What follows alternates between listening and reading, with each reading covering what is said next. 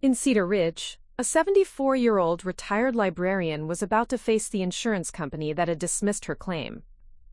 What started as a simple meeting took a shocking turn when she came face to face with a system designed to silence seniors like her. Yvone White wasn't your typical disaster victim. For 30 years, she had spent her life helping people navigate complex information systems, known for her methodical research skills and quiet determination that could move mountains when properly motivated. Before we jump back in, tell us where you're tuning in from, and if this story touches you, make sure you're subscribed, because tomorrow, I've saved something extra special for you. The small suitcase felt impossibly heavy in Yvone White's trembling hands as she stood before the skeletal remains of what had been her home for 40 years. The morning sun cast long shadows through the blackened timber frames, creating patterns of light and dark that seemed to mock the careful order she had once maintained. Everything was gone. The Persian rug Harold had saved 3 months to buy for their first anniversary, the oak dining table where they'd shared thousands of meals, the wedding china that had survived 6 moves and countless dinner parties. All of it reduced to ash and twisted metal. Her methodical librarian's mind began cataloging the destruction despite the shock that threatened to overwhelm her. Foundation intact. Chimneys standing, though cracked. The old oak tree in the backyard, the one Harold had hung a swing from when Sarah was little, had survived, its leaves singed but still green. Strange how the mind sought patterns even in chaos, how it tried to make sense of the senseless. The rose garden was perhaps the cruelest loss. For 8 years since Harold's death, those roses had been her daily companions, her reason to step outside each morning. The David Austin roses he'd planted for their 30th anniversary, the climbers that had covered the trellis he'd built with his own hands, all gone. Not even the thorns remained. "Mrs. White?" A gentle voice interrupted her reverie. "I'm sorry to disturb you, but you've been standing here for nearly an hour." Yvonne turned to find a young man with kind eyes and a clipboard. He wore a Red Cross vest and had the patient expression of someone accustomed to dealing with trauma. "I'm Tommy Rodriguez, with Disaster Services. Are you okay?" The question struck her as almost absurd. Was she okay? Her entire life had been incinerated. She was 74 years old, standing in the ruins of everything she'd built with Harold, clutching a suitcase that contained a spare nightgown, her blood pressure medication, and a few photographs she'd grabbed in those panicked moments when the evacuation order came. But she found herself nodding anyway. "I'm fine," she heard herself say, though her voice sounded foreign to her own ears. "Just taking inventory." Tommy's expression softened. "That's understandable. This is your home?" "Was," she corrected, surprised by the steadiness that had crept into her voice. 40 years. We moved in when Sarah was 12. She gestured toward the ruins with her free hand. "Harold built that workshop himself. Spent every weekend out there, making me bookshelves and cabinets. Said he was going to build me a proper library someday." The mention of Harold made her chest tighten. How many times had she imagined losing him? He was 5 years older, after all, and men didn't live as long. But she'd never imagined losing him and everything they'd built together simultaneously. The grief felt layered, complicated, like losing him all over again. Tommy made a note on his clipboard. "I know this is difficult, but we need to get you registered at the shelter. There are forms to fill out, and we'll need to connect you with FEMA and your insurance company." He paused, studying her face. "Do you have family? Someone we should call?" The question made her stomach clench. "My daughter. She's in Seattle." Even as she said it, she dreaded the conversation that would follow. Sarah had been calling constantly since the evacuation, her voice tight with barely controlled panic. "Mom, you need to come here. You can't stay there. What if there's another fire? What if you get hurt?" As if summoned by her thoughts, her cell phone buzzed. Sarah's name appeared on the screen, along with a photo from last Christmas, her daughter's professional headshot smile that never quite reached her eyes. Yvonne let it go to voicemail. "Would you like me to call her?" Tommy offered. "No. The word came out more forcefully than she'd intended. I'll handle it. But yes, I suppose I need to go to the shelter. The drive to the community center was surreal. Cedar Ridge had been her home for over 4 decades, and now it looked like the surface of an alien planet. The familiar landmarks were gone. The antique shop where she'd found Harold's favorite reading chair, the corner market where they'd bought groceries every Friday for 30 years, the park where she'd pushed Sarah on swings. In their place stood a landscape of ash and debris, punctuated by the occasional miracle of an undamaged building that seemed to mock the destruction around it. At the shelter, Tommy guided her through the registration process with a patience that reminded her of her best library patrons, the ones who understood that information was sacred, that forms and procedures, however tedious, were how society held itself together in crisis. He didn't rush her as she struggled to remember policy numbers and emergency contacts. He didn't make her feel foolish for not knowing Harold's social security number by heart, even though she'd been filing their joint tax returns for decades. Mrs. White, I need to ask about your insurance situation, Tommy said gently as they finished the paperwork. Do you have somewhere to stay long-term? The question hung in the air like smoke. She had insurance, of course, but Harold had handled all of that. She'd found the policy documents in their safe deposit box, but the language was dense, full of clauses and limitations that made her head spin. I'm not sure, she admitted. I think so, but it's okay, Tommy said quickly. That's what we're here for. Insurance companies can be challenging, especially for seniors. He lowered his voice. Between you and me, they sometimes try to lowball the payouts, hoping people will just take what they're offered and move on. But you don't have to accept their first offer. The information settled into her mind like a seed in fertile soil. She'd spent 30 years as a head librarian, helping people navigate complex systems, teaching them to ask the right questions, to demand better answers. Why should this be different? What are my options? She asked. Tommy's face lit up with the enthusiasm of someone who'd found a kindred spirit. Well, there's the immediate stuff. Temporary housing, food assistance, replacement of essential items. But there are also programs specifically for seniors who want to rebuild. The Elder Recovery Initiative, for instance. It's designed to help older adults who might otherwise be pushed out of their communities after a disaster. Pushed out? It happens more than you'd think. Insurance companies prefer to settle quickly and cheaply. Family members worry about safety. Before you know it, people who've lived somewhere for decades are being relocated to places they never chose, never wanted to live. He paused, studying her face. But it doesn't have to be that way.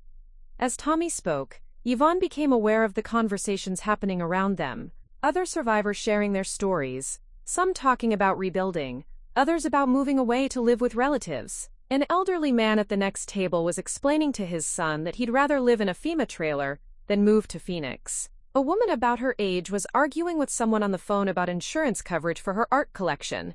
These weren't just disaster victims, she realized. They were people whose lives had been interrupted, not ended. People who were making choices about what came next. The observation struck her as profound, though she couldn't quite articulate why. Her phone buzzed again. Sarah. This time she answered. Mom, thank God! I've been trying to reach you for hours. Are you hurt? Are you safe? I'm fine, sweetheart. I'm at the shelter. Good. I'm flying out tomorrow morning. I've already talked to a moving company, and I found a lovely senior living facility here in Seattle. It's only 20 minutes from my house, and they have a library, and, Sarah, slow down. Yvonne's voice cut through her daughter's rapid-fire planning. I haven't decided anything yet. Decided? Sarah's voice pitched higher. Mom, there's nothing to decide. Your house is gone. Everything is gone. You can't possibly think you're going to rebuild at your age. At your age. The words hit her like a physical blow. When had she become defined by her age, rather than her capabilities? When had her daughter started speaking to her like she was a child? I need to think, Yvonne said quietly. I need to understand my options. Your options? Sarah's voice was incredulous. Mom, you're 74 years old. You just lost everything. The only reasonable option is to come here where I can take care of you. I'll call you tomorrow, Yvonne said, and hung up before Sarah could respond. Tommy had been pretending not to listen, but his sympathetic expression suggested he'd heard enough. Family can be complicated, he said diplomatically. She means well, Yvonne said, though the words felt hollow. She sees me as fragile. Are you? Tommy asked. Fragile? The question caught her off guard. Was she?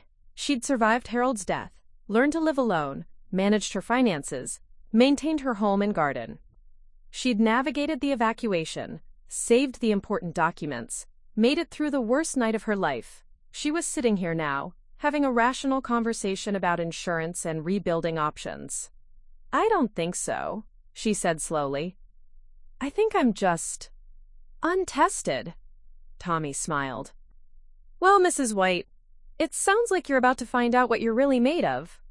As the afternoon wore on, Yvonne found herself observing the other survivors with new eyes. They weren't just victims waiting to be rescued. They were people adapting, strategizing, making plans. Some were leaving, yes, but others were staying. Some were rebuilding exactly what they'd lost, while others were talking about fresh starts, new possibilities. The seed Tommy had planted was beginning to sprout. She didn't have to accept the first path offered to her. She didn't have to define herself by her age or her losses. She could choose. But first, she needed to understand exactly what she was choosing from.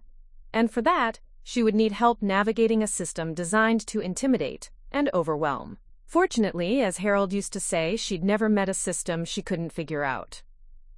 The thought of Harold brought both pain and comfort. He'd believed in her capabilities even when she doubted them herself. What would he say if he were here now? Probably something about how she'd always been the stronger one, how she'd managed their household and raised their daughter while building a career, how she'd been the one to research his doctors when he got sick, to fight with the insurance companies, to make the hard decisions. You're tougher than you think, Vonnie, he'd told her during his last illness. You just haven't had to prove it to yourself yet. Maybe it was time to prove it. The shelter would be her base of operations for now, but it wouldn't be her future. She had work to do, phone calls to make, forms to fill out, questions to ask. She had a daughter to face down, and a life to rebuild. But first, she had to figure out who she was without the blue house and the rose garden that had defined her for so long. The prospect was terrifying and exhilarating in equal measure. The sun was setting by the time she finished her conversations with Tommy and the other intake workers. Tomorrow she would begin the long process of untangling her losses from her possibilities. Tonight she would sleep in a cot in a gymnasium, surrounded by strangers who had become her temporary community. It wasn't the life she'd planned, but it was the life she had. And maybe, just maybe, it was the beginning of something she'd never imagined. The cot had been impossible to sleep on. Yvonne found herself staring at the gymnasium ceiling at 5 a.m, listening to the soft snores and restless movements of her fellow survivors. The space that had once hosted high school basketball games now sheltered 37 displaced souls, each with their own version of loss playing out in whispered phone calls and quiet tears. She'd given up on sleep an hour ago and was now sitting in the makeshift dining area, nursing her third cup of coffee and watching the sunrise through the tall windows. The normalcy of dawn felt surreal after everything that had happened.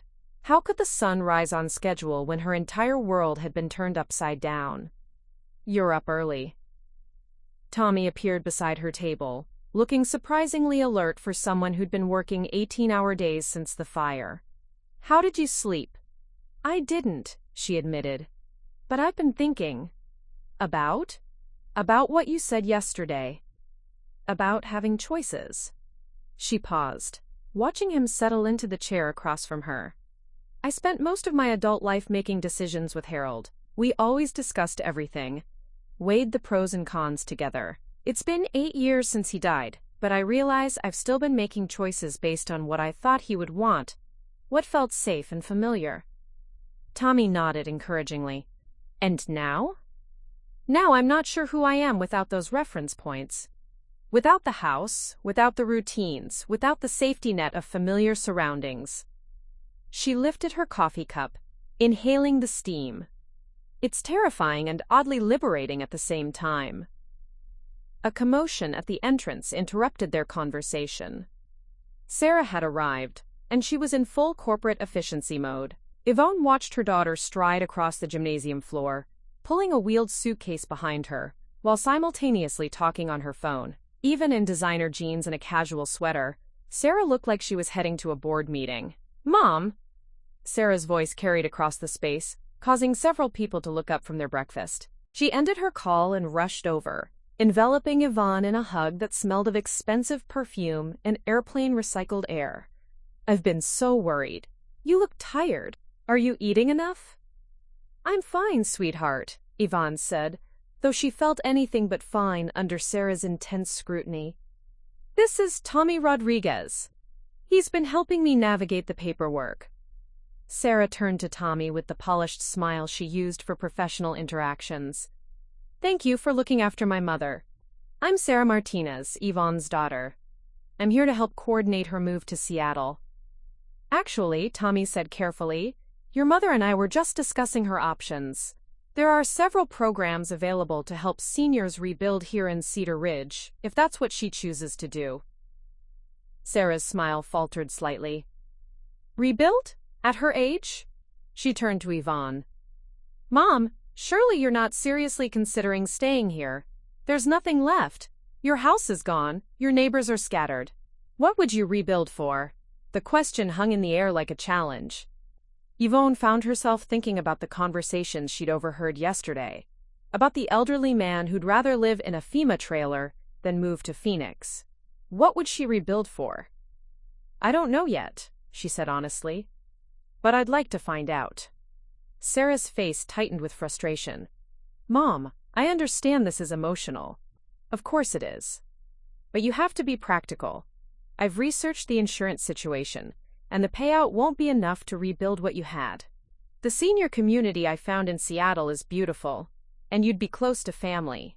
You could have a fresh start without all the stress and uncertainty of trying to rebuild. A fresh start in a place I've never lived, where I don't know anyone except you? You'd meet people. There are activities, clubs, a library. I don't want to meet people at scheduled activities, Sarah. I want to live my life, not have it managed for me." The conversation was interrupted by the arrival of a woman with steel gray hair and a clipboard. She wore a rumpled business suit and had the harried expression of someone who'd been dealing with insurance claims since dawn. "Mrs. White, I'm Janet Morrison from Cascade Insurance. I'm here to discuss your claim." She glanced at Sarah and Tommy. "This is a confidential matter, so if you could give us some privacy." "They can stay," Yvonne said, surprising herself with the firmness in her voice. "I'd like them to hear this." Janet settled into a chair and opened her folder.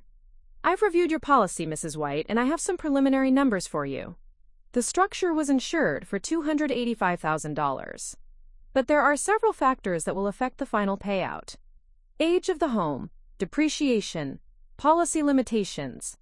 As Janet launched into an explanation filled with insurance jargon, Yvonne found herself doing what she'd done countless times at the library, translating complex information into understandable terms. The bottom line was becoming clear. The insurance company was offering roughly 60% of what she'd need to rebuild an equivalent home. "That's not enough," she said when Janet finished. "I'm afraid it's what the policy covers," Janet replied with practiced sympathy. "Of course, you can appeal the decision, but these assessments are usually quite accurate. Many of our clients find it's more practical to take the settlement and relocate somewhere with lower construction costs." Sarah leaned forward. "See, Mom? This is exactly what I was talking about. The insurance money plus your savings would be more than enough for a nice place in Seattle." "What about the Elder Recovery Initiative?" Tommy asked. "The federal program specifically designed to help seniors rebuild after disasters?" Janet's expression soured slightly. "Those programs are very competitive, and the application process can take months. Mrs. White would need to prove financial hardship and demonstrate that rebuilding is feasible. At her age, frankly, it's unlikely she'd qualify." "At her age," Yvonne repeated, the phrase echoing in her mind. "How exactly does my age factor into my ability to rebuild?" "Well, there are practical considerations," Janet said, clearly uncomfortable. "Construction oversight, managing contractors, the physical demands of rebuilding. The program prioritizes applicants who are likely to successfully complete their projects. I see. Yvonne's voice had gone very quiet, which anyone who'd known her as a librarian would recognize as a danger sign. And you've determined that I'm not capable of overseeing a construction project? It's not personal, Mrs. White. It's just statistical reality. Older applicants have lower success rates. Based on what statistics? Janet shuffled through her papers. I don't have the exact figures with me, but... Then perhaps you should get them before making assumptions about my capabilities. The temperature at the table seemed to drop several degrees. Sarah looked alarmed by her mother's tone, while Tommy was trying to suppress a smile. Janet was clearly not used to being challenged by elderly clients. Mrs. White, I'm just trying to help you understand your options realistically. The insurance settlement I'm offering is fair, and it would give you the financial freedom to start over somewhere more suitable for someone in your situation. My situation, Yvonne said, is that I'm a college-educated woman with 30 years of professional experience, managing complex projects and budgets. I've owned a home for 40 years, raised a daughter, cared for an aging husband through a long illness, and navigated the insurance and medical systems successfully. I've survived the worst natural disaster in this county's history. Exactly what about my situation suggests I'm incapable of managing a construction project? A small crowd had gathered at nearby tables, drawn by the increasingly tense conversation. An elderly man Yvonne recognized from yesterday gave her a subtle thumbs up. Janet was clearly flustered. I didn't mean to suggest you were incapable. I just think you should consider all your options. I am considering all my options, Yvonne said. But I won't be pushed into a decision based on assumptions about my age or capabilities. I'd like a copy of my complete policy file, documentation of how you arrived at your assessment, and information about the appeals process. Of course, but as I said, appeals rarely result in higher payouts. I'll be the judge of that. After Janet left, promising to send the requested documents, Sarah turned to her mother with a mixture of admiration and exasperation. Mom, I've never seen you like this. You were practically breathing fire. I'm tired of being patronized, Yvonne said. I'm tired of being treated like I'm incompetent simply because I'm older. I don't think you're incompetent. I just think you're taking on more than you need to. You've been through a trauma. You don't have to prove anything to anyone. Maybe I need to prove it to myself. They were interrupted by a man at the next table. He was about her age, with kind eyes and graying hair, wearing work clothes that had seen better days.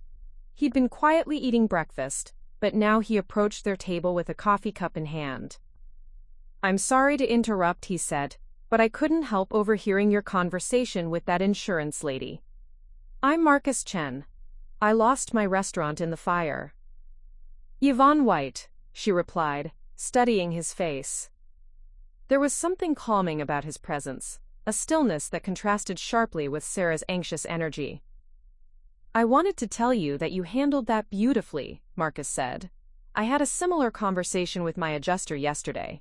They seem to think that anyone over 65 should just take the money and move to Florida. And what did you tell them? Marcus smiled. I told them I've been cooking for 40 years, and I'm not ready to stop now. I'm planning to rebuild. He paused, studying her face. Are you really considering staying and rebuilding? I'm considering it, Yvonne said, though I'm not sure it's practical.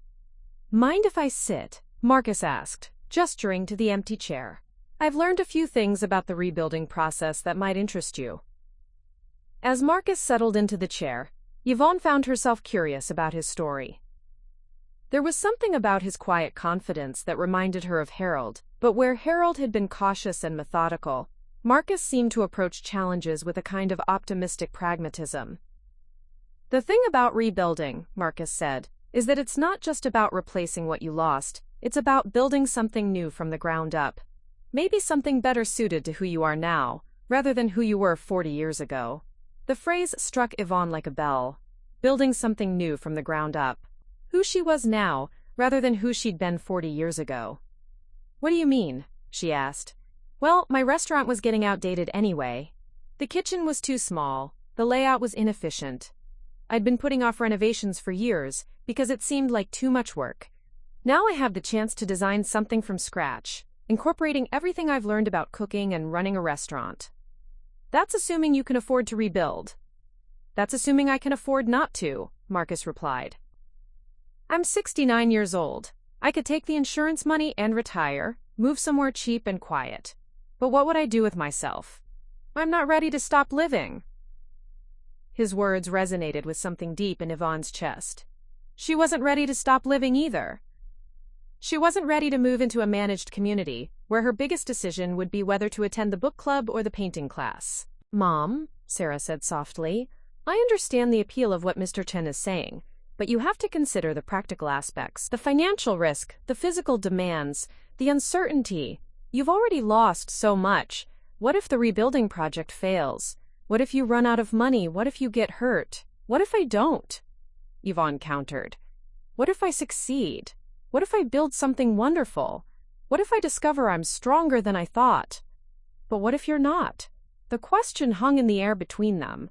It was the question that had governed so much of Yvonne's life since Harold's death.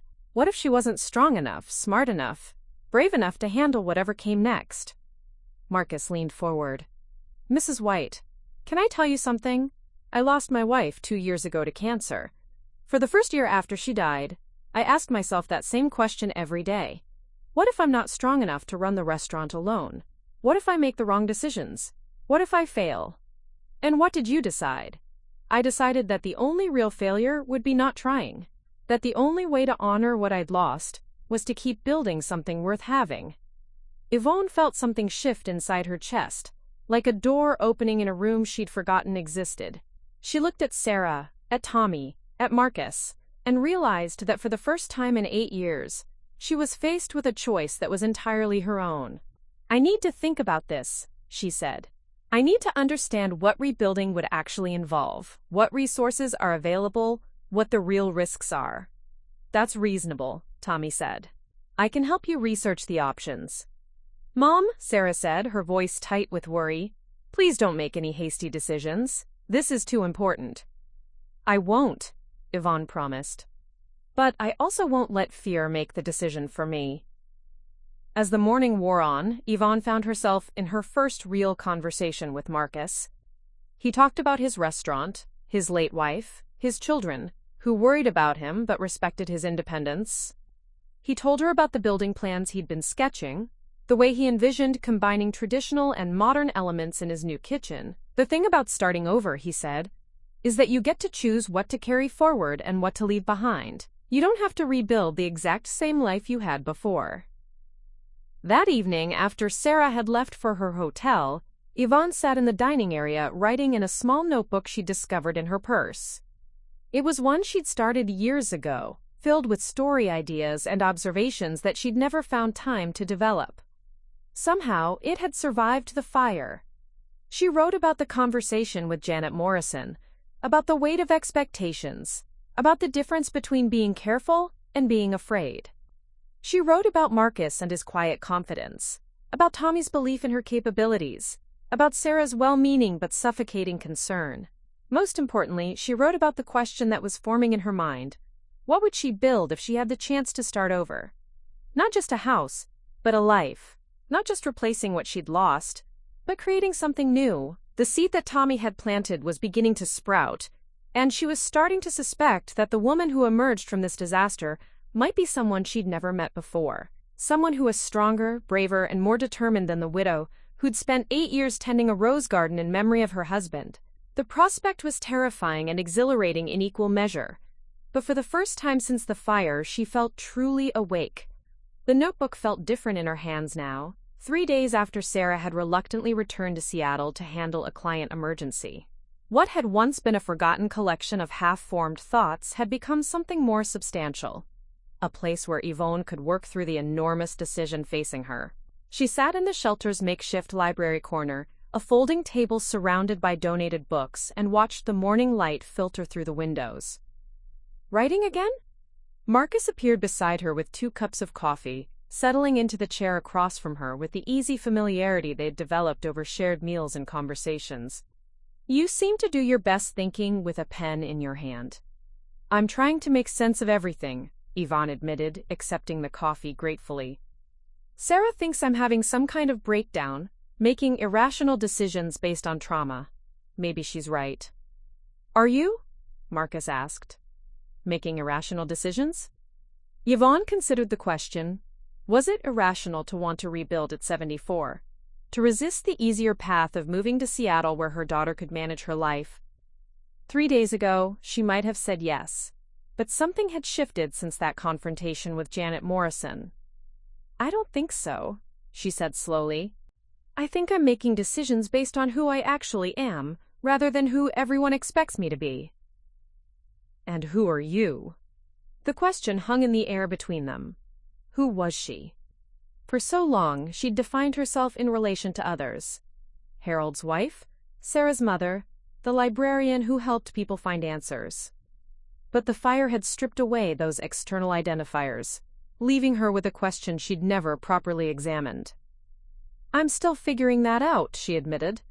Their conversation was interrupted by the arrival of Tommy, who looked more energetic than usual. Mrs. White, I have some good news. There's a woman I'd like you to meet. Eleanor Jameson. She's 78 and lost her apartment in the fire. She's been asking about you. Asking about me?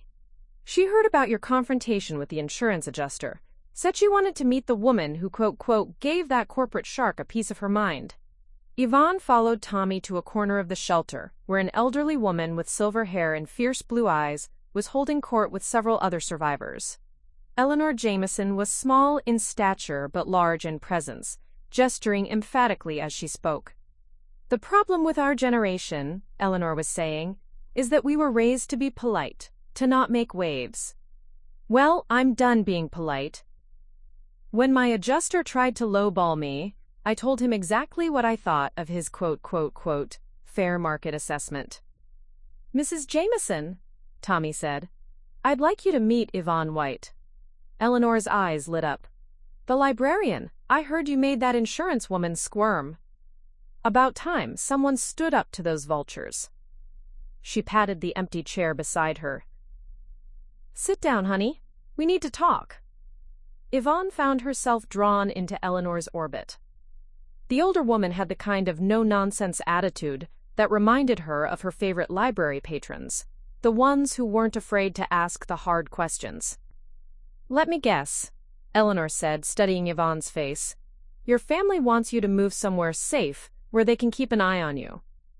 They think you're being foolish for wanting to rebuild. Something like that. Same story everywhere. My nephew called from Denver, said I should move out there, live in one of those senior communities. Think of it as a fresh start, Aunt Ellie. Fresh start, my foot. More like a fresh grave. The bluntness of Eleanor's words should have been shocking, but instead Yvonne found them refreshing. Here was someone who understood the weight of other people's expectations, the suffocating nature of well-meaning concern. So what are you going to do? Yvonne asked. Fight, Eleanor said simply. I've been a nurse for 50 years, raised 3 kids, buried 2 husbands, and survived everything from the Cuban Missile Crisis to the 2008 financial collapse. I'm not about to let some insurance company or worried relative decide how I spend my final years. But the practical considerations are exactly that, practical, not insurmountable. Eleanor leaned forward. You know what I've learned? People use practical as another word for fearful. They say it's not practical for us to rebuild. But what they really mean is they're afraid we'll fail. They're afraid we'll get hurt, make mistakes, prove we're not as capable as we think we are. And what if we do fail? Preparing and narrating this story took us a lot of time, so if you are enjoying it, subscribe to our channel. It means a lot to us. Now back to the story. Eleanor's smile was sharp. Then we'll fail trying to live the life we want instead of succeeding at living the life everyone else picked for us. I don't know about you, but I'd rather fall flat on my face chasing my dreams than die of boredom in some beige apartment in Denver. The conversation was interrupted by Tommy's return. Mrs. White, I have someone else I'd like you to meet. This is about the Elder Recovery Initiative I mentioned. Yvonne spent the next hour with a representative from the federal program, learning about grants, low-interest loans, and support services available to seniors rebuilding after disasters. The conversation was eye-opening. Far from being a long shot, the program was actively seeking qualified applicants who could demonstrate both need and capability. The key, the representative explained, is showing that you have a realistic plan and the support system to execute it. We're not just looking at age, we're looking at the whole person.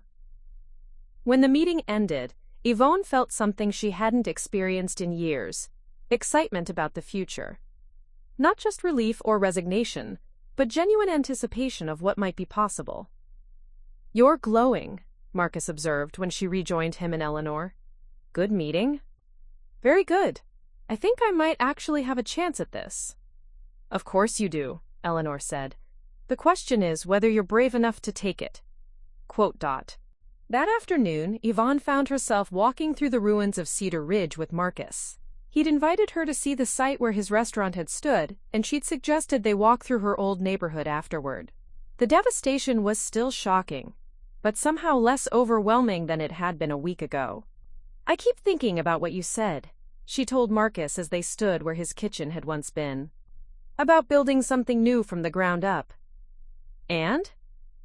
"I spent 40 years in that house trying to maintain everything exactly as Harold and I had planned it. The same furniture, the same routines, the same rose garden. I thought I was honoring his memory, but maybe I was just afraid to change anything."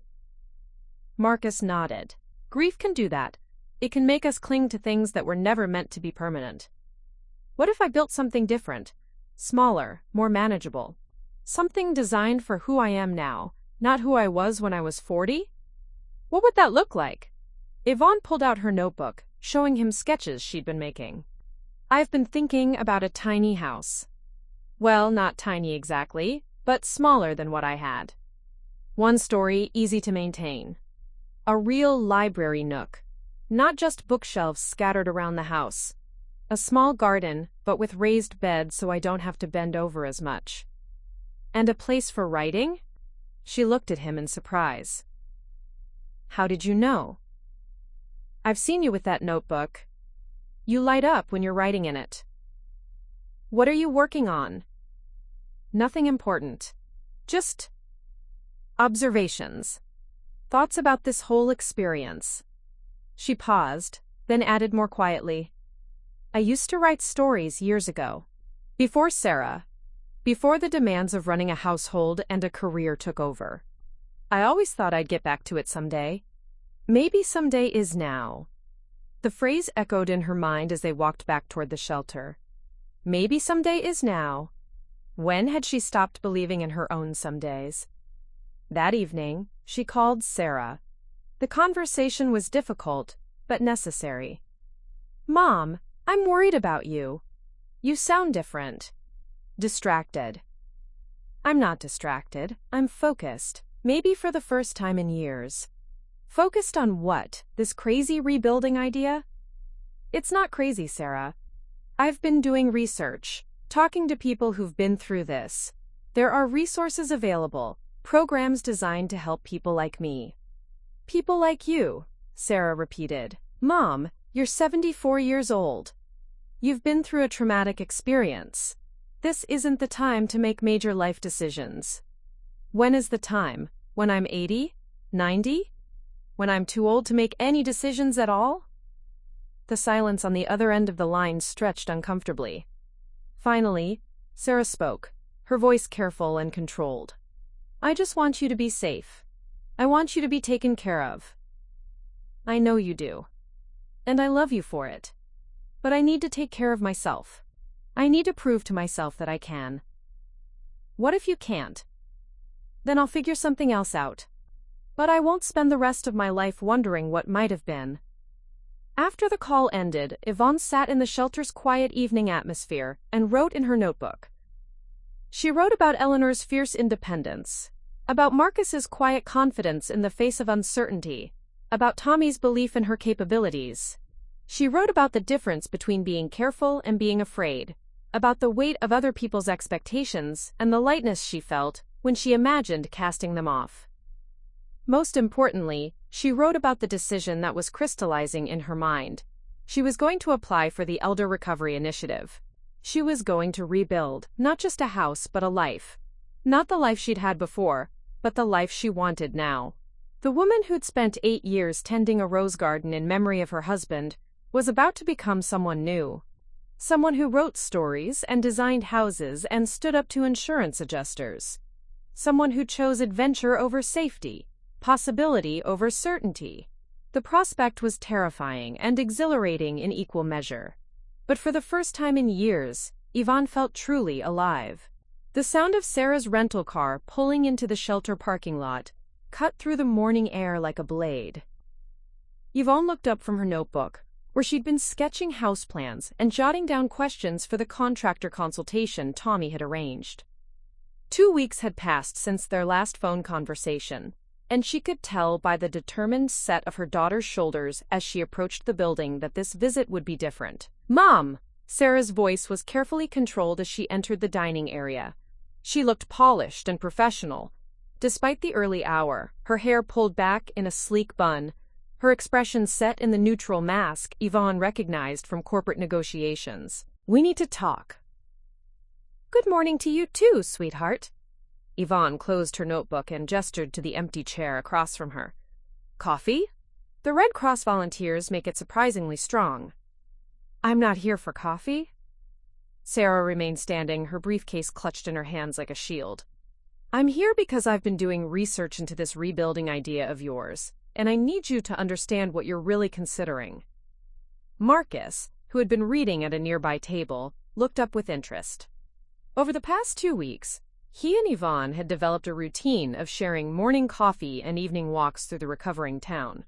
His quiet presence had become a source of comfort and strength. "Sarah, this is Marcus Chen," Yvonne said, hoping to diffuse some of the tension. "He's also planning to rebuild. Marcus, my daughter Sarah." Marcus rose and extended his hand. "It's nice to meet you, Sarah. Your mother speaks of you often." Sarah shook his hand with perfunctory politeness, but her attention remained fixed on Yvonne. "Mom, I've spent the last 2 weeks researching construction costs, insurance complications, and the actual success rates of seniors who attempt major rebuilding projects after disasters. The statistics are not encouraging." "What statistics?" Yvonne asked, though she recognized the familiar tightness in her chest that came with Sarah's corporate presentations. Sarah opened her briefcase and withdrew a folder thick with printouts. "Construction costs in disaster zones are typically 30 to 40% higher than normal due to demand and supply chain issues. Weather delays can extend timelines by months.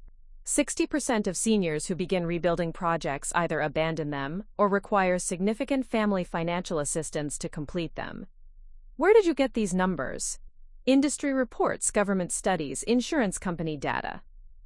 Sarah's voice took on the persuasive tone she used in court. "Mom, I'm not trying to be difficult. I'm trying to help you make an informed decision based on facts, not emotions."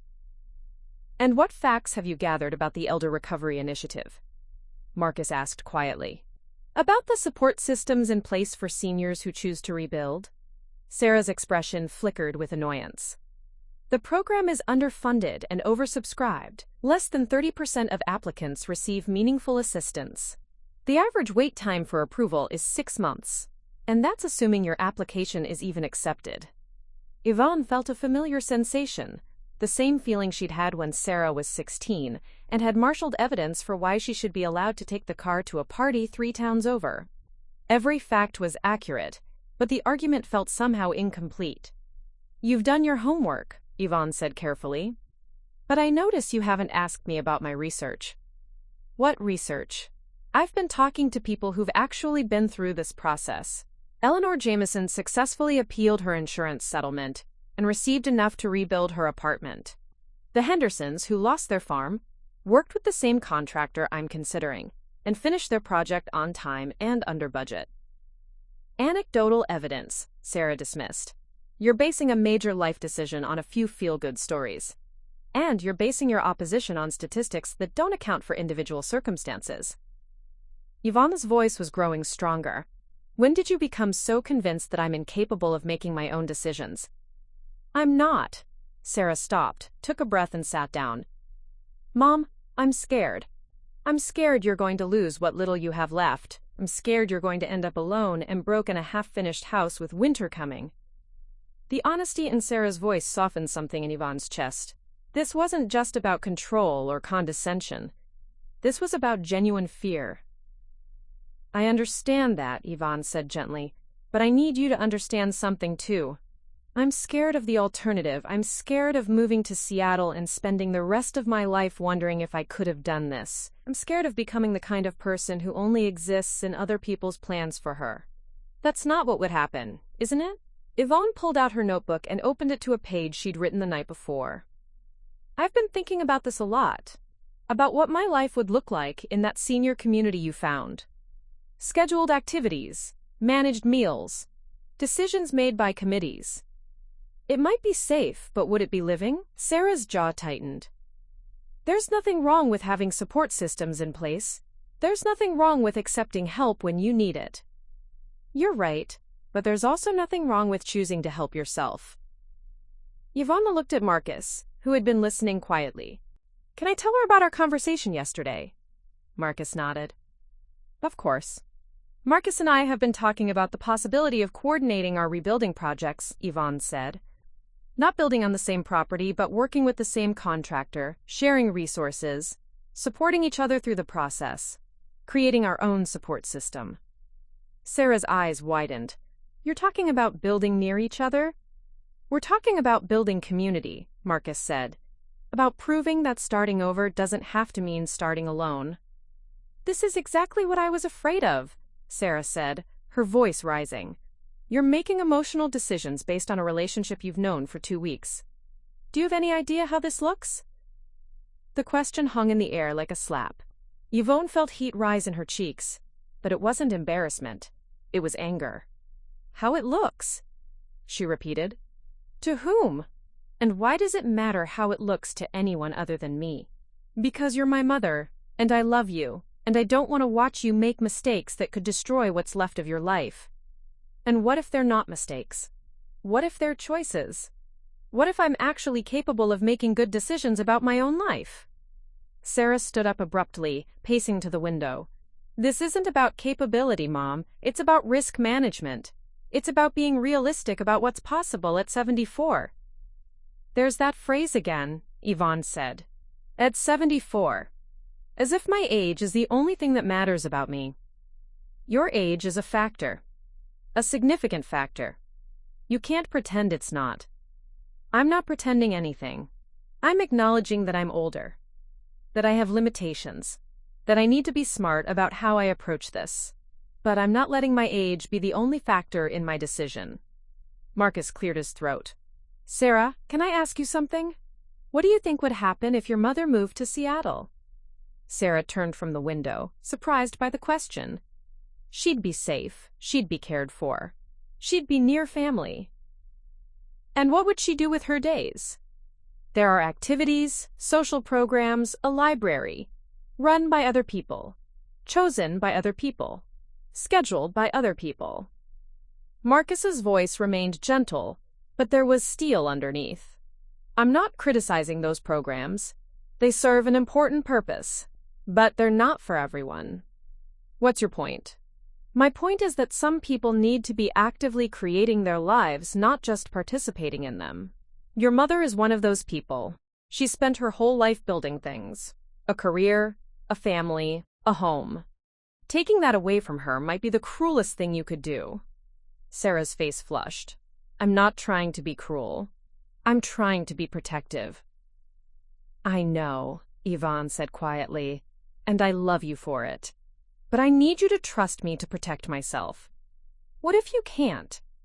Then I'll ask for help. But I won't give up my right to try. The conversation was interrupted by the arrival of Tommy, who looked between the three of them with the practiced eye of someone who'd mediated many family disputes. Mrs. White, I have some news about your insurance appeal, he said. Janet Morrison called. She wants to meet with you this afternoon to discuss a revised settlement offer. How revised? Sarah asked sharply. She didn't say, but she sounded less confident than usual. Yvonne felt a spark of something she hadn't experienced in years. The thrill of a battle being won. What time? 2:00. At her office downtown. I'll be there. Mom, Sarah said, I think I should come with you.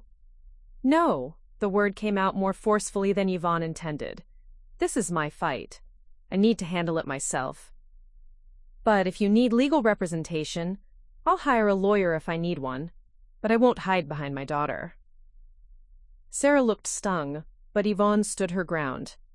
This was about more than insurance money. This was about proving, to Sarah, to herself, to everyone who saw her as a victim rather than a survivor, that she was capable of fighting her own battles. I'll go with you, Marcus offered. As moral support, not as representation. Yvonne considered the offer. Having Marcus there wouldn't undermine her independence. It would reinforce her growing sense of having choices, of building her own support system. I'd like that, she said. Sarah gathered her papers with sharp, efficient movements. Fine, but when this doesn't work out the way you're hoping, when you realize that rebuilding is more complicated and expensive than you imagined, I'll be here. The offer to move to Seattle will still be open. Sarah, I love you, Mom, but I can't watch you make this mistake. Call me when you're ready to be realistic. After Sarah left, Yvonne sat in the sudden quiet, her hands trembling slightly. Marcus reached across the table and covered her hands with his own. That was hard, he said. Harder than facing the insurance company, Yvonne admitted. But necessary. She'll come around. She just needs time to see that you're serious about this. What if she doesn't? Then you'll cross that bridge when you come to it, but you can't live your life based on what might make other people comfortable. Yvonne looked at this man who had somehow become so important to her in such a short time. Are we making a mistake, Marcus? Are we being foolish? Probably, he said with a smile. But I'd rather be foolish and hopeful than sensible and miserable. As they prepared to leave for the insurance office, Yvonne realized that something fundamental had shifted. She was no longer asking permission to rebuild her life. She was demanding the resources to do it. The difference felt enormous. The battle lines had been drawn, not just with the insurance company, but with everyone who thought they knew what was best for her. Now she had to prove that she knew what was best for herself. The prospect was terrifying and exhilarating in equal measure. But she was no longer facing it alone. The insurance office smelled of stale coffee and defeat. Yvonne sat across from Janet Morrison, whose confident demeanor had noticeably dimmed since their last encounter. Marcus waited in the reception area, his steady presence a comfort even through the glass partition. Mrs. White, Janet began, shuffling through papers with less authority than before. I've reviewed your appeal, and I'm prepared to offer a revised settlement. We can increase the payout to $320,000. The number hung in the air. It was more than the original offer, but Yvonne had done her homework. She knew what it would actually cost to rebuild. That's still not enough, she said calmly. Mrs. White, I have to be honest with you. This is a generous offer, considering the policy limitations.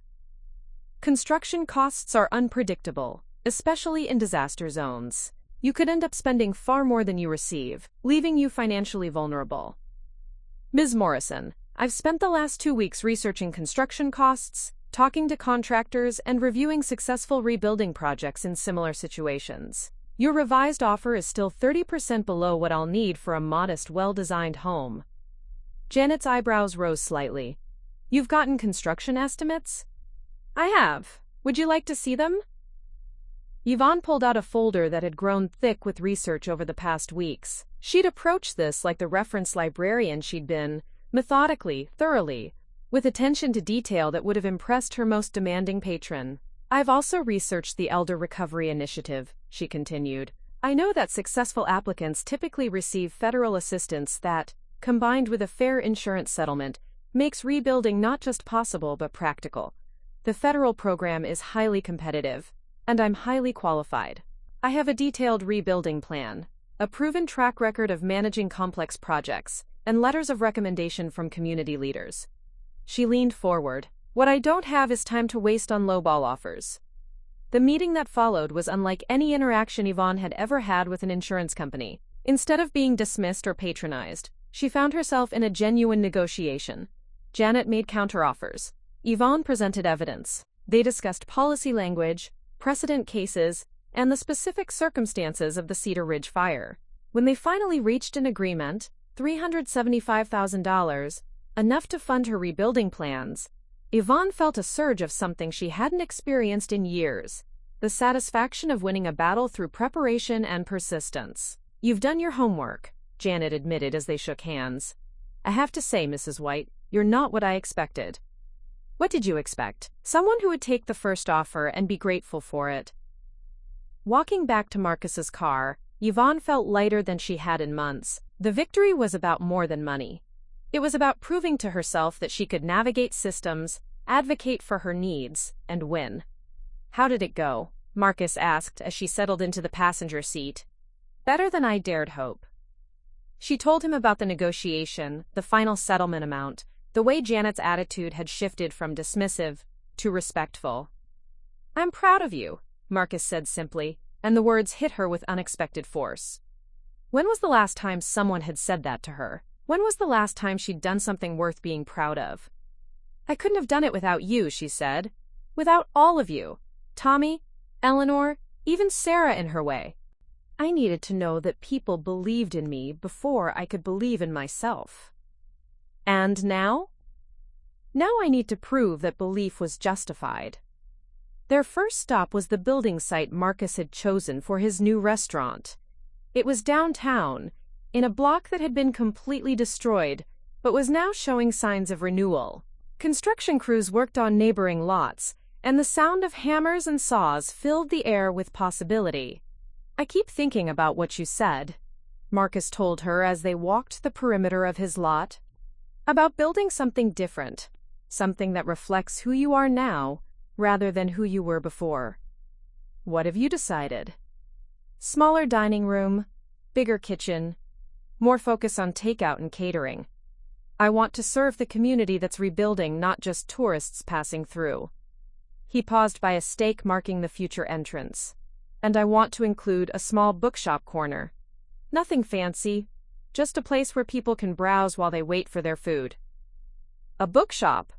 "I keep thinking about what you said about missing the library work, about wanting to connect people with books. It seemed like something we could do together, if you're interested." The offer caught her off guard. She'd been so focused on the logistics of rebuilding that she hadn't thought much about what her new life would actually look like day to day. "I'd love that," she said, surprised by how much she meant it. They spent the afternoon visiting potential sites for her own home. The lot she'd been considering was 3 blocks from Marcus's restaurant, a small corner property with mature trees that had somehow survived the fire. As they walked the boundaries, Yvonne began to envision the house she'd been sketching. Single-story, open floor plan, a library nook with built-in shelves, and a reading chair positioned to catch the morning light. "It's perfect," she said, and meant it. "You sound surprised." "I am. I keep waiting for this to feel overwhelming, for the practical problems to crush the dream. But instead, it feels manageable. Even exciting." That evening, they joined Eleanor and several other rebuilding survivors for dinner at the shelter. The conversation was animated, full of construction timelines and contractor recommendations. Yvonne found herself taking notes, offering advice, connecting people with resources she'd discovered. "You're a natural at this," Eleanor observed as they cleaned up after dinner. "Community organizing, I mean. You have a gift for seeing what people need and helping them figure out how to get it. I was a librarian for 30 years. It's the same skill set." "Maybe. Or maybe you're just someone who cares about people having the information they need to make good decisions." That night, Yvonne sat in her usual spot and wrote in her notebook. But instead of sketching house plans or working through her own anxieties, she found herself writing about the other survivors. About Eleanor's fierce determination, Marcus's quiet strength, Tommy's idealistic belief in the system's ability to help people. She wrote about the Henderson family, who'd lost their farm but were planning to rebuild with sustainable practices they'd always wanted to try. About the young couple who'd decided to open a coffee shop in the downtown that was slowly coming back to life. About the elderly man who'd chosen to live in a FEMA trailer rather than move to Phoenix, because Cedar Ridge was home. These weren't just individual stories of rebuilding, they were threads in a larger tapestry of community renewal. And somehow she'd become one of the people weaving those threads together. The realization was both humbling and empowering. She wasn't just rebuilding her own life. She was helping to rebuild the community that had sustained her for 40 years. "Are you writing about us?" Marcus asked, appearing beside her with 2 cups of tea. "I'm writing about all of us. About what it means to start over. To choose hope over fear. To build something new from the ashes of what was lost." "Sounds like a book." "Maybe it is." The thought surprised her. She'd been thinking of her notebook as a private journal. But Marcus was right. The stories she was collecting, the observations she was making, the journey she was documenting, they might be worth sharing. "I'd like to read it," he said, "when you're ready." "I'd like that, too." As they sat together in the quiet evening, Yvonne felt something she hadn't experienced in years. The deep satisfaction of work that mattered, of connections that sustained, of a future that held genuine promise. The phone call from Sarah came as she was getting ready for bed. "Mom, I heard about the insurance settlement. Tommy called me." "I asked him to," Yvonne said. "I thought you should know. I also heard about the lot you're considering. And about your partnership with Marcus." "Is that what you called it?" "I don't know what to call it. I'm trying to understand what's happening with you, but I feel like I'm talking to a stranger." "Maybe you are. Maybe the person you knew before the fire was just one version of me, and now you're meeting another version." The silence stretched between them. Finally, Sarah spoke, her voice smaller than usual. "I'm scared I'm losing you." "You're not losing me, sweetheart. You're just meeting the parts of me that I'd forgotten existed." "And what if I don't like those parts?" "Then I guess we'll have to figure out how to love each other anyway." After the call ended, Yvonne lay in her narrow cot and thought about the conversation. Sarah's fear was understandable, but it was also limiting. The mother Sarah remembered, grieving, cautious, defined by her losses, had been real. But she'd never been the whole story. Tomorrow, she would submit her application for the Elder Recovery Initiative. She would meet with the contractor, David Park, about finalizing her house plans. She would take another step toward the future she was building, one choice at a time. The prospect was terrifying and exhilarating in equal measure. But she was no longer facing it alone, and she was no longer the same person who had faced it to begin with. She was someone new, someone stronger, braver, more determined than she'd ever imagined she could be, and that someone was just getting started. The permit office was a study in bureaucratic efficiency, long lines, fluorescent lighting, and the kind of forms that seemed designed to discourage the faint of heart. Yvonne stood with David Park, the young contractor who'd agreed to help her navigate the maze of building codes and inspections, watching him spread blueprints across the counter with practiced ease. "Mrs. White has done her homework," David explained to the clerk, a middle-aged woman whose nameplate read Barbara Chen. "The design meets all accessibility requirements and incorporates several innovative features for aging in place." Barbara studied the plans with the careful attention of someone who'd seen every possible variation of post-disaster construction. Solar panels, rainwater collection, universal design features. "This is impressive work. Who drew up these plans?" "I did," Yvonne said, stepping forward. "With Mr. Park's guidance on the technical aspects." Barbara's eyebrows rose. "You designed this yourself?" "I've been researching sustainable building practices and senior-friendly design for months. I wanted something that would work for me now and adapt as my needs change." "It's a solid plan," Barbara admitted, making notes on the application. "Though I have to ask, do you have the financial resources to complete a project of this scope?" Yvonne pulled out her folder, now thick with documentation. Insurance settlement, federal grant approval, and pre-approved construction loan. "All the paperwork is here." As Barbara reviewed the documents, Yvonne felt a familiar surge of confidence. This was what she'd been good at as a librarian: anticipating questions, preparing thorough documentation, making complex information accessible. The skills that had served her in helping patrons research everything from genealogy to graduate school applications were serving her now in building her own future. "Everything appears to be in order," Barbara said finally. "You should have your permits within 2 weeks." Walking back to David's truck, Yvonne felt the satisfaction of another hurdle cleared. But David's expression was more cautious than celebratory. "You did great in there," he said. "But I need to be honest with you about something. I got a call this morning from another contractor in town. Someone's been asking questions about our project." "What kind of questions?" "About your age, your financial situation, whether you're really capable of overseeing a construction project. Someone's been suggesting that you might be unstable, making poor decisions because of trauma." Yvonne felt a chill that had nothing to do with the October air. "Sarah, I don't know who it was, but I wanted you to know that there are people who are questioning this project, and they might try to interfere." That evening, Yvonne confronted Sarah over the phone. Her daughter's voice was defensive from the first word. "I'm worried about you, Mom. You're making major decisions based on relationships you've had for less than 2 months. You're spending money you might need for medical care or emergencies. I had to make sure you were working with reputable people. By questioning my mental competence behind my back? I never said you were mentally incompetent.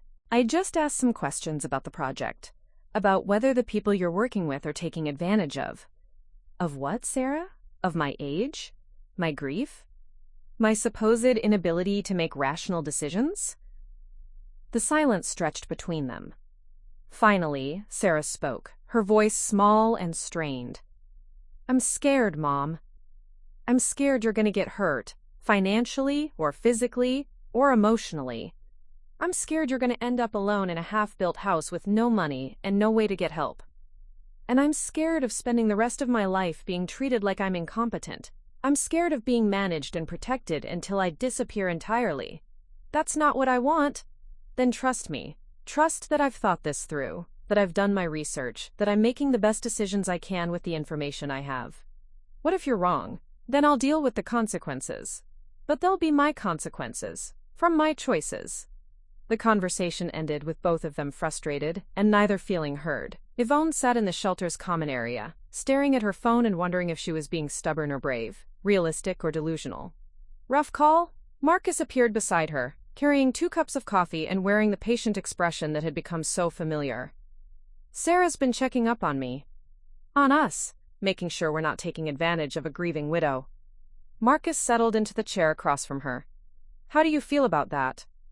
"Angry, hurt, embarrassed." She paused, considering. "And also, uncertain. What if she's right? What if I'm making emotional decisions that aren't in my best interest?" "Are you?" "I don't know. How can I know? When Harold was sick, I made dozens of decisions about his care, about finances, about our future. I never questioned whether I was competent to make those decisions. But now you're questioning everything because other people are questioning it. Maybe I'm finally being honest about the risks I'm taking." The next morning brought a crisis that tested every assumption Yvonne had made about her rebuilding plans. Eleanor appeared at breakfast pale and shaken, her usually fierce demeanor replaced by something that looked like defeat. "I'm in the hospital yesterday," she announced to their table. "Heart palpitations. They kept me overnight for observation." "Are you okay?" Yvonne asked, reaching across the table to squeeze Eleanor's hand. "I'm fine. False alarm. But my nephew heard about it and flew in from Denver. He's been calling all morning, insisting that I can't live alone anymore, that I need to be in assisted living where someone can monitor my health." "What did you tell him?" "I told him what I've been telling everyone, that I'm fine, that I can take care of myself, that I'm not ready to give up my independence." Eleanor's voice cracked slightly. "But for the first time, I'm wondering if they're right. What if something serious happens while I'm living alone in a new place? What if I can't handle the stress of rebuilding?" The questions hung in the air like a challenge. Yvonne looked around the table at Marcus, at Tommy, at the other survivors who had become her chosen family. They were all taking the same risks, making the same leap of faith. What if something serious happens while you're living in assisted living? She asked. What if you spend your remaining years regretting the chances you didn't take? But what if I don't have any remaining years because I took a chance that was too big? It was the question they were all avoiding, the dark possibility that lurked beneath all their optimistic planning. What if they were wrong? What if the skeptics were right, and they were taking risks they couldn't afford? I don't know, Yvonne said honestly. But I know what happens if we don't try. We spend whatever time we have left wondering what might have been. That afternoon, she had her most honest conversation yet with David Park. They sat in his office, surrounded by building plans and construction schedules, and talked about the real risks of her project. I need you to tell me the truth, she said. Not what you think I want to hear, but the truth. Am I taking on more than I can handle? David was quiet for a long moment. Physically, no. This isn't a project that will require you to be on site every day or make complicated technical decisions. Financially, you have adequate resources if we're careful with the budget and timeline. Emotionally, that's harder to assess. What do you mean? Construction is stressful. There are delays, cost overruns, decisions that have to be made quickly. There will be days when you question every choice you've made. You'll need support systems in place. I have support systems. Do you? Your daughter is actively opposing the project. Your closest friend here is dealing with her own health crisis. Marcus is a good man, but he's facing his own challenges. What happens if one of those supports fails? The question was brutal in its practicality. Yvonne had been so focused on proving she could do this that she hadn't fully considered what would happen if the people she was counting on couldn't be there. I don't know, she admitted. But I know I can't make decisions based on worst-case scenarios. I have to make them based on reasonable expectations and my best judgment. And what does your best judgment tell you? That I'm scared, but I'm not paralyzed. That I'm taking risks, but they're calculated risks. That I might fail, but I'm more likely to succeed than the statistics suggest. David smiled for the first time in their conversation. Then we'll make sure you succeed. That evening, Yvonne walked through the construction site that would become her home.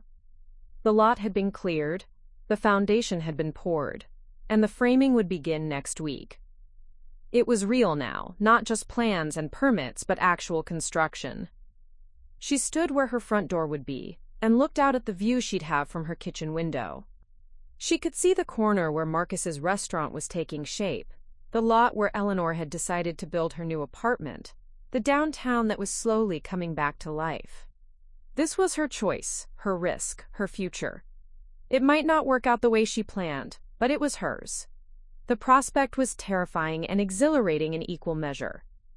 But she was no longer facing it alone, and she was no longer the same person who had faced it to begin with. She was someone who built things, who took chances, who refused to let fear make her decisions for her, and that someone was exactly who she wanted to be. The letter from the insurance company arrived on a Tuesday morning, delivered with the kind of certified mail that made Yvonne's stomach clench before she even opened it. She sat at her usual table in the shelter's dining area, the envelope in her hands, aware that Marcus and Eleanor were watching her with concern. "What does it say?" Eleanor asked, her voice sharp with anxiety. Yvonne read the letter twice before the words fully sank in. They're challenging the settlement. They want to reopen the claim review process. On what grounds? Marcus asked, moving to read over her shoulder. New information has come to light regarding the claimant's mental capacity and decision-making ability during the claims process. Yvonne read aloud.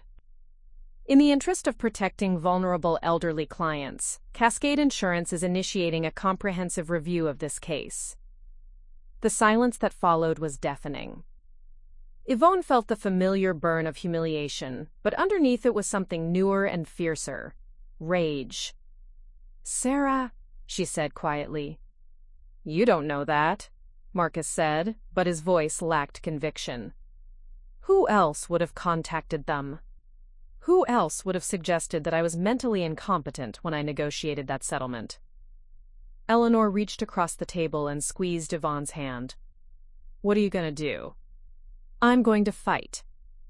The words came out with more force than Yvonne had intended. I'm going to fight this with everything I have. Tommy appeared at their table, drawn by the tension. Mrs. White, is everything okay? No, Yvonne said, handing him the letter, but it's about to be. The next few days were a blur of phone calls, document gathering, and strategic planning. Tommy connected her with a lawyer who specialized in elder law, a sharp-eyed woman named Rebecca Torres who listened to Yvonne's story with growing indignation.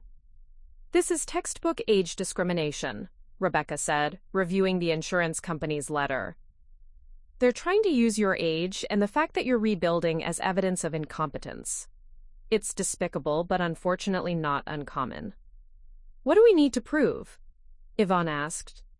That you were completely competent when you negotiated the settlement, that your decision to rebuild is reasonable and well-researched, and that someone, probably your daughter, has been interfering with your right to make your own decisions. The hearing was scheduled for the following week. Yvonne spent every waking hour preparing, gathering documentation, organizing evidence, and preparing her testimony.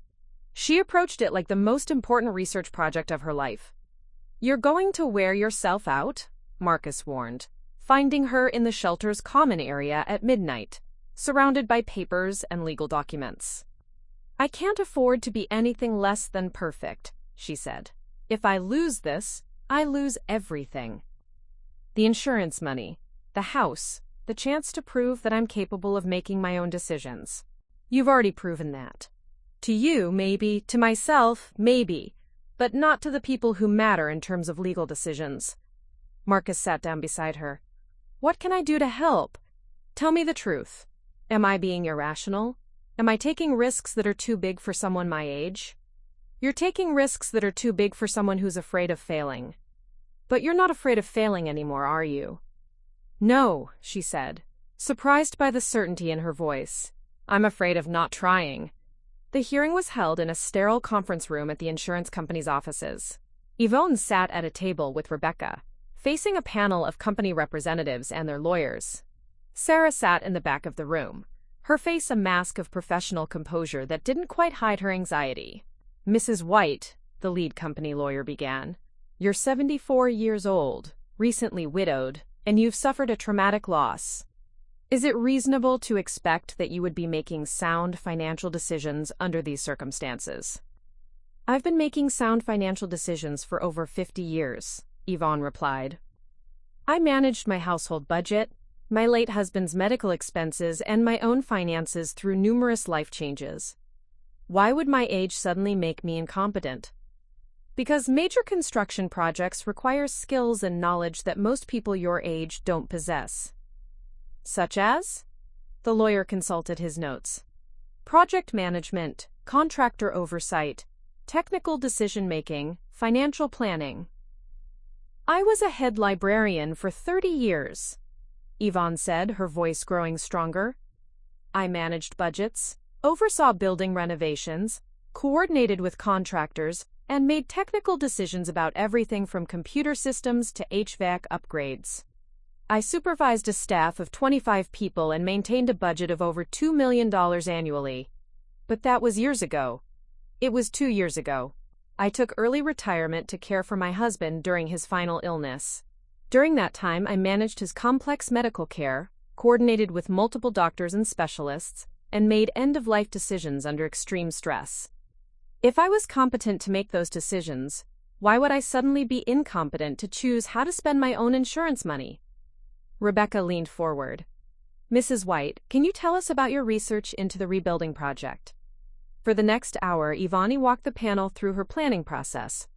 She showed them her cost estimates, her contractor evaluations, her timeline projections. She explained the federal grant program she'd researched, the sustainable building practices she'd chosen, and the aging-in-place features she'd incorporated into her design. This is the work of someone who's done her homework, Rebecca said. Someone who's approached a major decision with the kind of methodical preparation that any financial advisor would recommend. But what about the emotional aspects? The company lawyer pressed. The relationship with Mr. Chen, the resistance to family advice, the apparent isolation from support systems? What about them? Yvonne asked. Am I not allowed to form new relationships? Am I required to accept my daughter's advice, even when it conflicts with my own judgment? Am I supposed to limit myself to support systems that other people approve of? Mrs. White, another panel member, interjected. We're not questioning your right to make decisions. We're questioning whether you're making them with a clear understanding of the risks and consequences. I understand the risks perfectly. I understand that construction projects can go over budget and over schedule. I understand that living alone at my age carries certain dangers. I understand that choosing to rebuild rather than relocate is the harder path. She paused, looking at each panel member in turn. What I don't understand is why my willingness to take reasonable risks is being interpreted as evidence of incompetence. Because, Sarah's voice came from the back of the room, you're not just taking risks with your own future. You're taking risks with the future of everyone who loves you. The room fell silent. Sarah stood up, her professional composure finally cracking. Mom, I know you're angry with me. I know you think I'm trying to control you, but I'm terrified that you're going to end up alone and broke and hurt, and I'll be the daughter who stood by and watched it happen because I was too afraid to intervene. And I'm terrified, Yvonne replied, that I'm going to spend whatever time I have left being treated like a child who can't be trusted with her own life.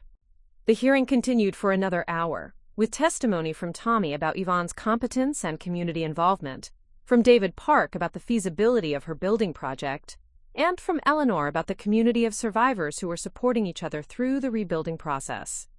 When it was over, the panel announced they would render their decision within a week. Yvonne gathered her papers, shook hands with Rebecca, and walked out of the building feeling both exhausted and exhilarated. How do you think it went?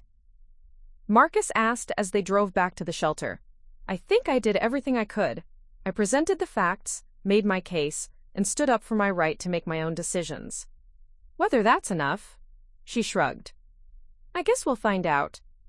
That evening, she sat in her usual spot and wrote in her notebook. But instead of planning or worrying, she found herself writing about the hearing, about the process of advocating for herself, about the strange empowerment that came from being forced to articulate her own competence.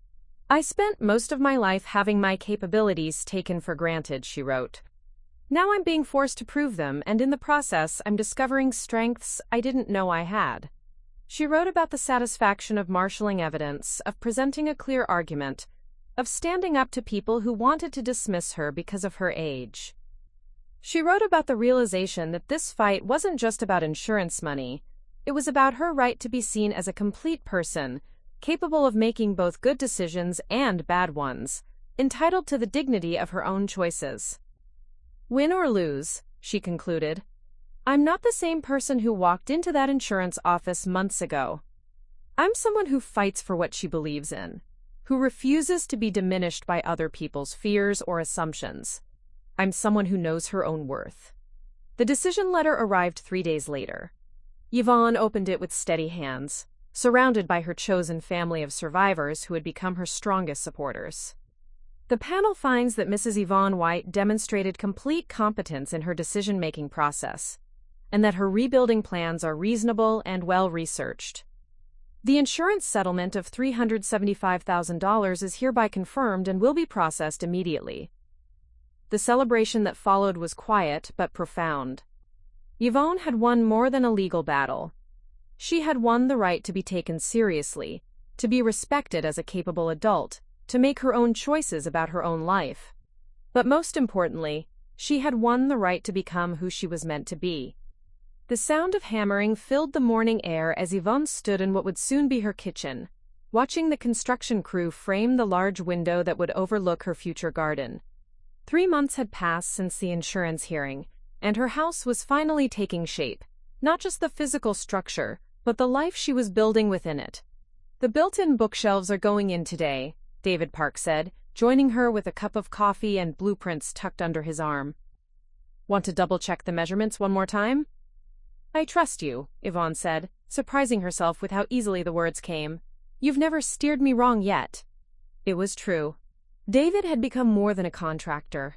He'd become a collaborator, helping her translate her vision into reality while respecting her ideas and treating her as a partner in the process. Watching him work with his crew, She was reminded of the best library collaborations, projects where everyone's expertise was valued, and the result was better than any individual could have achieved alone. "Mrs. White?" One of the younger workers, a man about Sarah's age, approached with a question about the electrical outlets in the library nook. "We want to make sure we put enough charging stations where you'll need them." "Call me Yvone," she said, as she'd been saying for weeks. "And yes, I'll definitely need outlets for my laptop and reading light. I'm planning to do a lot of writing in that corner." As she discussed the details with the electrician, Yvonne reflected on how natural it felt to be managing this project. The skills she'd developed as a librarian, breaking down complex problems, coordinating different people's expertise, making decisions under pressure, translated perfectly to construction oversight. "You're in your element," Marcus observed, appearing at her elbow with his own coffee. His restaurant was ahead of schedule, and he'd taken to stopping by her site on his morning walks. "I am," she agreed. "I feel like I'm finally doing work that matters again." "Speaking of work," Marcus pulled a folded newspaper from his jacket pocket. "Have you seen this?" Yvonne opened the paper to find a full-page article about the Cedar Ridge rebuilding effort, prominently featuring a photograph of her and Eleanor reviewing construction plans. The headline read, "Senior Survivors Lead Community Renewal. Yvonne White, 74, and Eleanor Jameson, 78, have become unlikely leaders in Cedar Ridge's recovery effort," she read aloud. "Their determination to rebuild rather than relocate has inspired a movement of seniors choosing independence over institutional care." "Keep reading," Marcus urged. White, a retired librarian, has documented the rebuilding process in a series of essays that have gained regional attention. Local newspaper editor James Sullivan says White's writing offers a unique perspective on aging, resilience, and the courage to start over later in life. Yvonne looked up from the paper, startled. "I didn't know they were going to write about my essays." "The editor called me yesterday," Marcus said. "He wants to know if you'd be interested in expanding them into a book. Apparently, publishers are interested in stories about seniors defying expectations." The idea settled into Yvonne's mind like morning light through her future kitchen window. A book. Her stories, her observations, her hard-won insights about rebuilding not just homes but lives. It felt both impossible and inevitable. "I'd need to think about it," she said. "Of course. But Yvonne, you should know that your writing has already helped people. Eleanor showed me the letter she got from a woman in Oregon who read your piece about insurance negotiations. She said it gave her the courage to appeal her own settlement." Before Yvonne could respond, a familiar car pulled into the driveway. Sarah emerged, looking less polished than usual, her professional armor replaced by jeans and an uncertain expression. "I thought I might find you here," Sarah said, approaching cautiously. "I brought lunch if you're hungry." It was the first time Sarah had visited the construction site, and Yvonne watched her daughter's eyes take in the progress.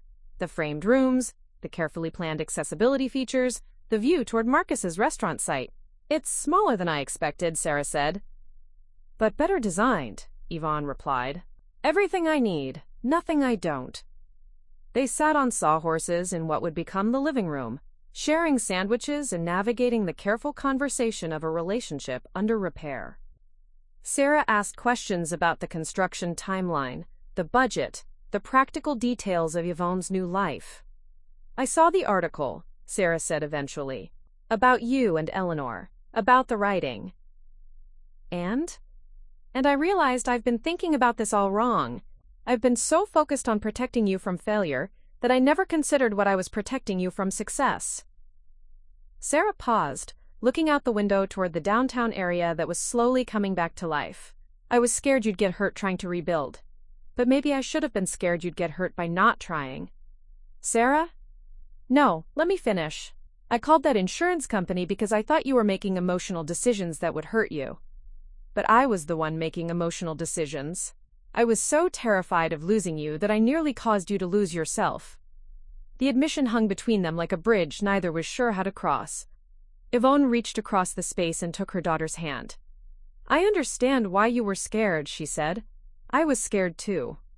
But I was more scared of becoming invisible, of being managed and protected, until there was nothing left of me but other people's plans. I can see that now.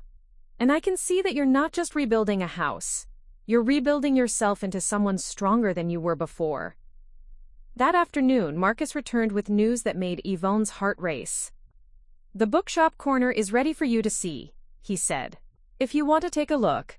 They walked the 3 blocks to his restaurant site, where the renovation was nearing completion. The dining room was warm and inviting, with large windows and an open kitchen that would let customers watch Marcus work.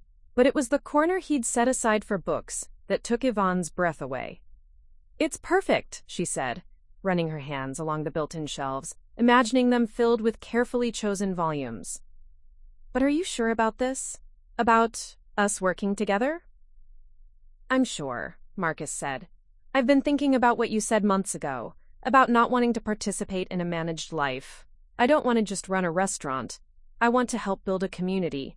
Books and food, conversation and connection. It feels like something worth doing. Together? Together." The word carried weight beyond business partnership. Over the months of rebuilding, their relationship had deepened from mutual support to something more profound. They were 2 people who had chosen to build new lives side by side, who had found in each other not just comfort but inspiration. "I have something for you," Marcus said, pulling a small wrapped package from his pocket. "Consider it a housewarming gift."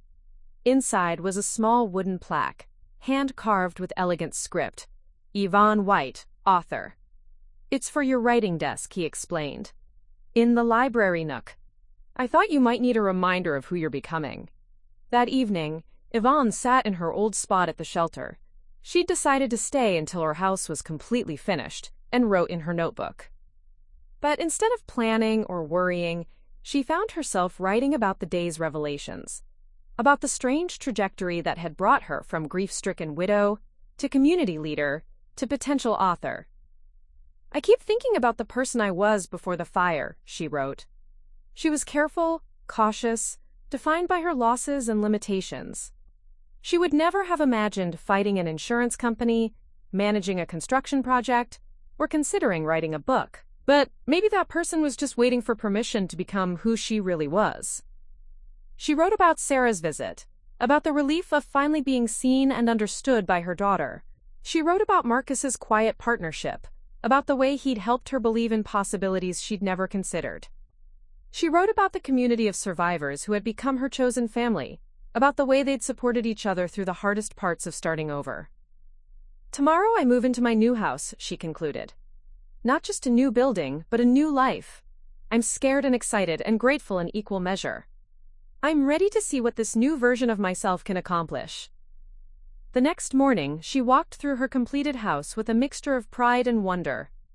The library nook was exactly as she'd envisioned, with built-in shelves and a reading chair positioned to catch the morning light. The kitchen window looked out over the raised garden beds where she'd plant new roses, not the same varieties Harold had chosen, but ones that reflected her current preferences.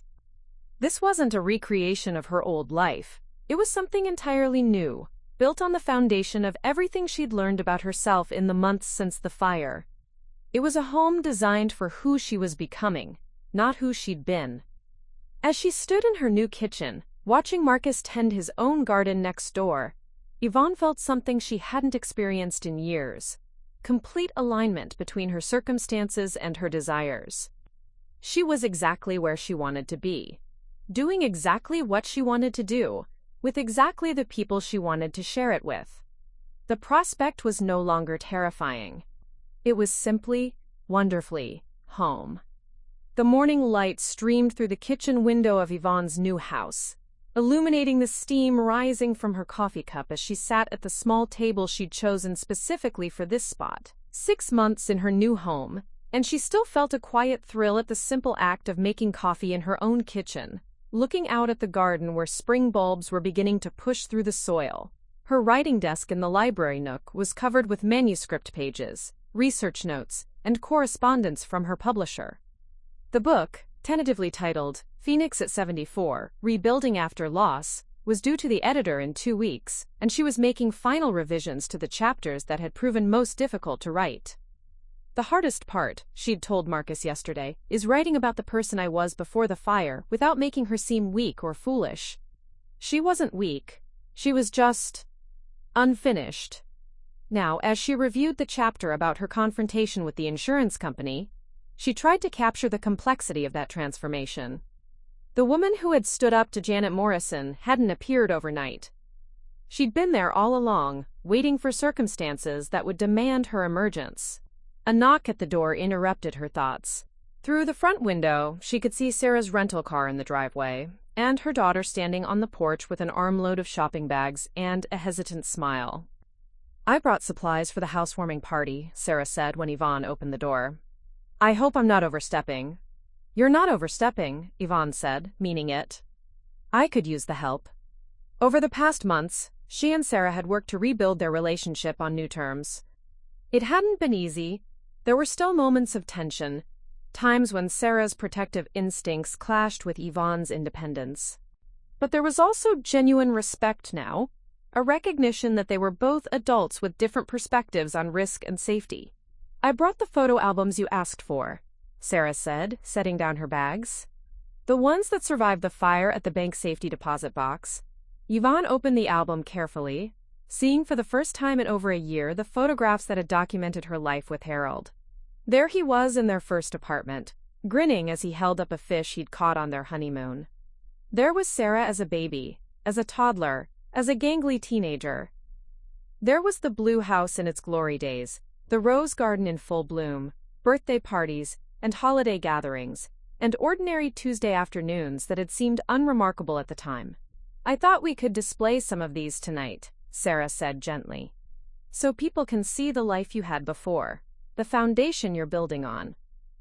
The gesture was so thoughtful, so understanding of the balance Yvonne was trying to strike between honoring her past and embracing her future, that she felt tears prick her eyes. "Thank you," she said. "That's perfect."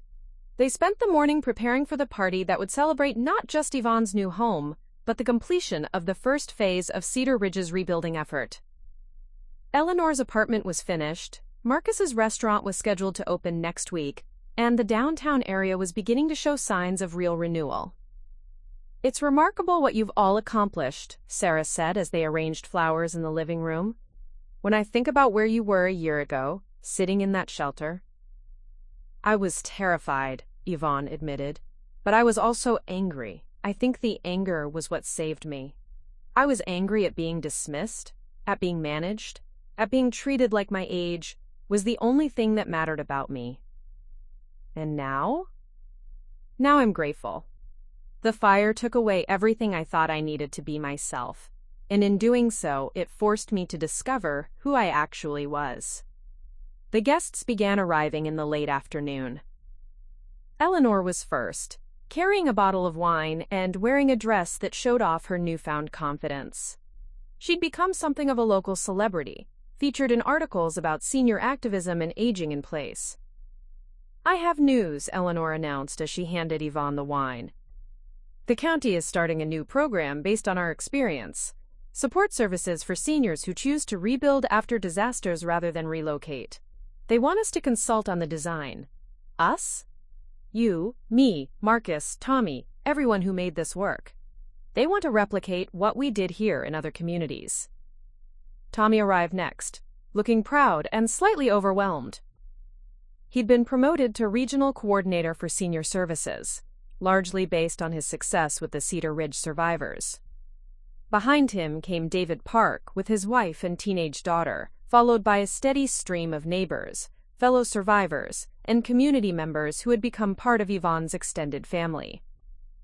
Marcus arrived last, carrying a small wrapped package and wearing the smile that had become so familiar and dear. "Sorry I'm late," he said, kissing her cheek. "I was putting the finishing touches on something." "The restaurant?" "That too. But this is for you." He handed her the package, a completion gift. Inside was a small brass nameplate, "Yvone White, author and community leader." "For your writing desk," he explained. "I thought the other one might be too small now." As the evening progressed, Yvonne found herself moving through her new home with a deep sense of contentment. The house was filled with laughter, conversation, and the warmth of people who had chosen to become family. Sarah was deep in conversation with Eleanor about legal advocacy for seniors.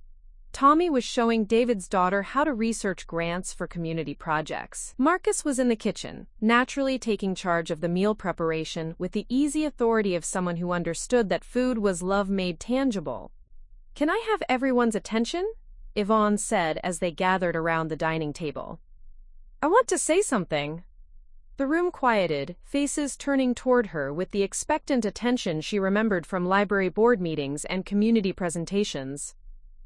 "A year ago I lost everything I thought I needed to be myself," she began.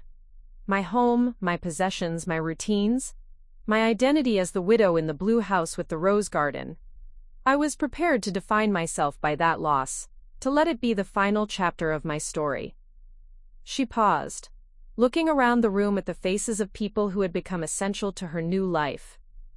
"But this community, this chosen family, helped me understand that losing everything external could be the beginning of finding everything internal. You helped me discover that I was stronger, braver, and more capable than I'd ever imagined." "You did that yourself," Eleanor interjected. "We just cheered you on." "You did more than cheer. You believed in me when I didn't believe in myself. You challenged me when I was settling for less than I deserved. You supported me when I was ready to give up." She gestured around the room, encompassing the house that had become more than shelter. It had become a symbol of possibility.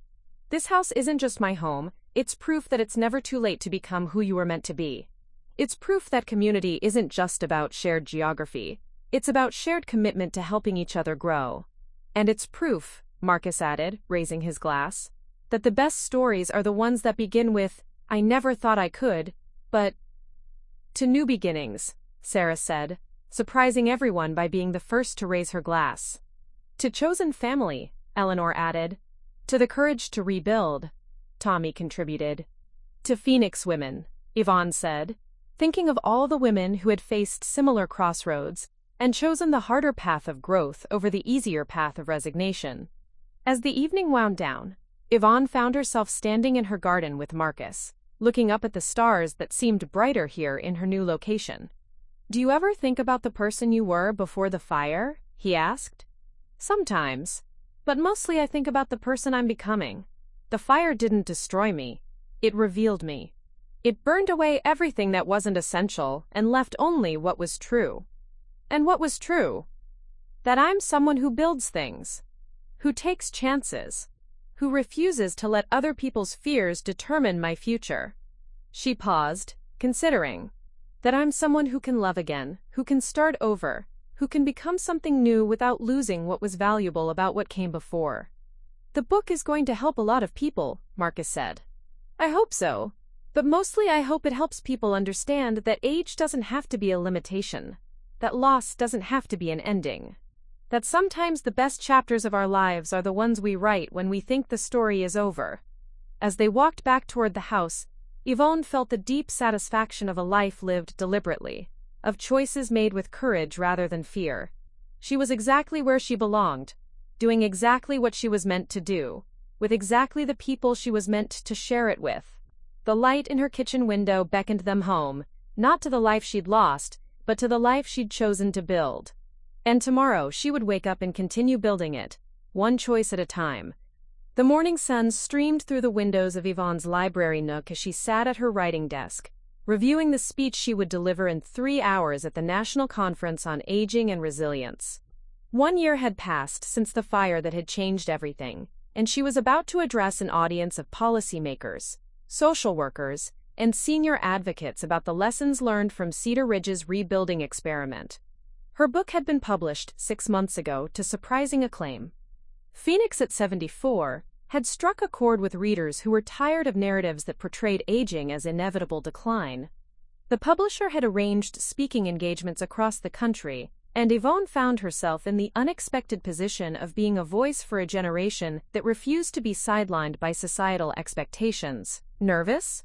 Marcus asked, bringing her a cup of coffee and settling into the reading chair beside her desk. "Excited," she said, surprising herself with the truth of it. "A year ago I could barely advocate for myself with an insurance adjuster. Now I'm about to tell a room full of experts how to reimagine support services for seniors." You've earned the right to be heard. We've earned it. None of this would have happened without the community we built together. Through the window, she could see the thriving downtown area that had emerged from the ashes of the fire. Marcus's restaurant, New Ground, had become a gathering place for the community, with its bookshop corner serving as an informal meeting space for everything from poetry readings to planning sessions for local initiatives. Eleanor's apartment building had been designed as a model for senior-friendly housing, with accessibility features and community spaces that encouraged independence while providing support when needed. The Cedar Ridge model, as it had come to be known, was being studied and replicated in communities across the country. The combination of federal support, community organizing, and individual determination had created something unprecedented: a disaster recovery program that empowered seniors rather than simply managing them. "I should get dressed," Yvonne said, glancing at the clock. "Sarah will be here soon to drive me to the conference."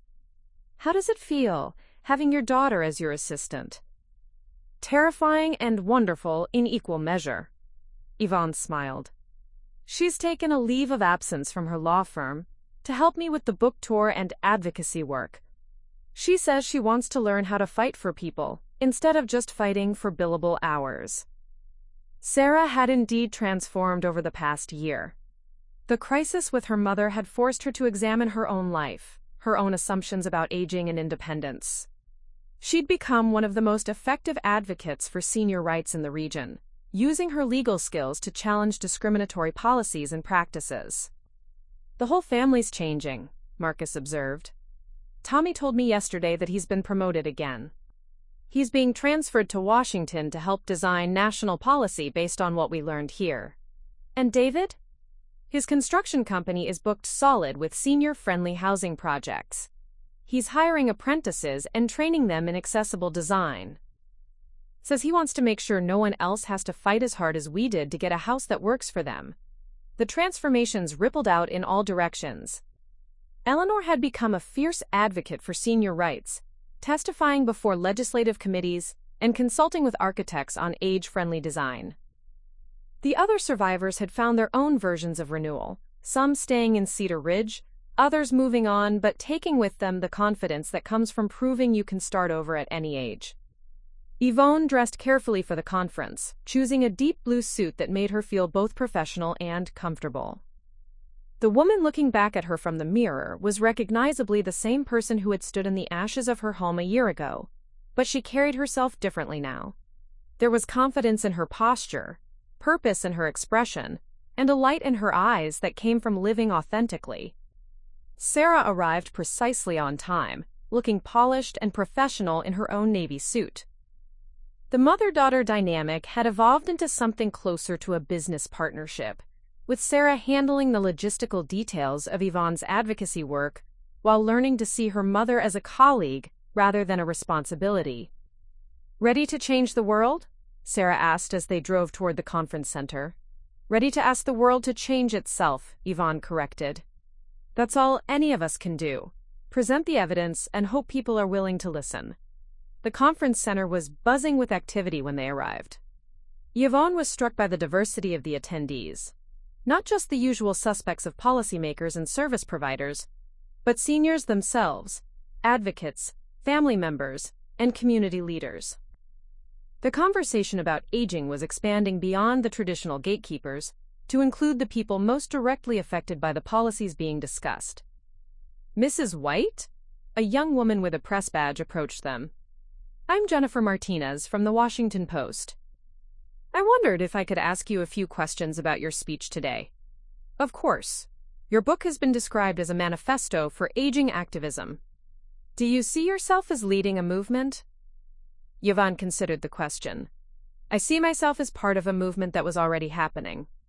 There are millions of older adults who refuse to accept that aging means becoming invisible, irrelevant, or powerless. What happened in Cedar Ridge wasn't unique, it was just well documented. But surely the disaster context was unusual? The disaster was the catalyst, but the underlying issues exist everywhere. How do we support people who want to age in place? How do we respect individual choice while providing necessary services? How do we challenge ageism in all its forms? These questions matter whether someone is rebuilding after a fire or just trying to maintain their independence in a society that often sees older adults as burdens rather than resources. The reporter scribbled notes. What do you hope to accomplish with today's speech? I hope to change the conversation from, how do we manage aging populations, to how do we support people in continuing to grow and contribute throughout their lives. It's a fundamental shift in perspective. Backstage, Yvonne was greeted by Dr. Patricia Chen, the conference organizer and a leading researcher in gerontology. Mrs. White, I can't tell you how honored we are to have you here. Your work has influenced policy discussions at the highest levels. I'm honored to be here. Though I have to say, a year ago I never imagined I'd be speaking to a room full of experts about anything other than library science. That's exactly why your voice is so important. You're not speaking as an expert about aging, you're speaking as someone who's living it fully and authentically. As Yvonne waited in the wings, she could hear the conference moderator introducing her. The biography that followed seemed to describe someone she barely recognized: award-winning author, community organizer, senior advocate. But as she listened to the accomplishments being listed, she realized they were all true. She had become all of these things, not through careful planning, but through the simple act of refusing to accept limitations that others wanted to impose on her. Ladies and gentlemen, please welcome Yvonne White. The applause was warm and sustained as she walked to the podium. The audience was larger than she'd expected, nearly 1,000 people filling the conference center auditorium. She could see faces in the crowd, a mix of ages and backgrounds, all united by their interest in changing how society approached aging. Thank you, she began, waiting for the applause to die down. When I was asked to speak here today, I was told to share my story of rebuilding after loss, but I realized that's not quite right. This isn't a story about rebuilding. It's a story about building something entirely new. She paused, looking out at the sea of faces, feeling the weight of the moment and the responsibility that came with it. 18 months ago, I lost everything I thought I needed to be myself. My home, my possessions, my routines, my identity as the widow in the blue house with the rose garden. I was 74 years old, and everyone around me, family, friends, professionals, assumed that this loss would be the beginning of my decline. They assumed I would need to be managed, protected, relocated to somewhere more suitable for someone my age. She could see heads nodding in the audience, recognition in the faces of people who had faced similar assumptions. But here's what I learned. Losing everything external can be the beginning of finding everything internal. When the fire burned away all the markers of my identity, I discovered that I was more than the sum of my possessions, my routines, my roles. I was someone who could learn, grow, adapt, and create. At 74, at 84, at any age where I still draw breath. The audience was completely silent now, leaning forward in their seats. The Cedar Ridge rebuilding project wasn't just about replacing buildings, it was about replacing assumptions. The assumption that age equals incapacity. The assumption that loss equals decline. The assumption that older adults are problems to be managed, rather than resources to be valued. She clicked to her first slide, showing the devastation immediately after the fire. This is what loss looks like. Complete, overwhelming, seemingly insurmountable. But this, she clicked to the next slide, showing the rebuilt downtown area. This is what's possible when we refuse to accept that loss has to be the end of the story. For the next 45 minutes, Yvonne walked the audience through the Cedar Ridge experience. She talked about the challenges, the bureaucratic obstacles, the financial barriers, the social pressure to accept realistic limitations. But she also talked about the solutions they'd developed, the partnerships they'd built, the individual transformations that had contributed to community renewal. We learned that the most important factor in successful aging isn't medical care or financial resources, though those matter. It's the belief that growth and contribution are possible at any age. It's the conviction that we have the right to make our own choices about how we want to live, even when those choices seem risky to others.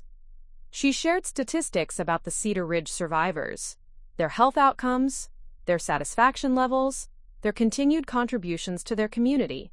The data was compelling, but it was the stories that really captured the audience's attention.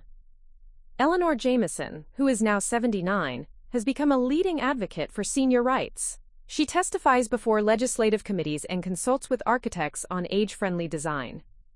Before the fire, she was a retired nurse who spent her days watching television and worrying about her health. The disaster didn't diminish her. It revealed her. She talked about Marcus, about Tommy, about David, about the web of relationships that had sustained them all through the rebuilding process. She talked about the importance of intergenerational partnerships, of seeing aging as a community issue rather than an individual problem. We often talk about aging in place, but what we really mean is aging in community. The place matters less than the connections, the support systems, the sense of belonging and purpose. What we built in Cedar Ridge wasn't just houses. It was a community that values its older members as contributors rather than burdens. As she neared the end of her speech, Yvonne felt the deep satisfaction of work that mattered, of words that might actually change minds and policies. I want to challenge everyone in this room to examine your own assumptions about aging. When you see an older adult, do you see someone who needs help or someone who might be able to help? When you design programs and policies, do you start with what seniors can't do or what they can do? When you think about your own aging, do you see it as decline or as continued growth? She paused, looking out at the audience one more time. The woman who stood in the ashes of her home 18 months ago would never have imagined she'd be standing here today.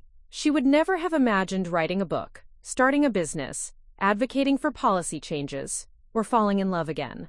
She would never have imagined that her 70s could be the most productive and fulfilling decade of her life. The audience was completely silent, hanging on every word. But here's the thing. She wasn't a different person. She was the same person who had always been there, waiting for circumstances that would demand her emergence. The fire didn't create my capabilities. It revealed them.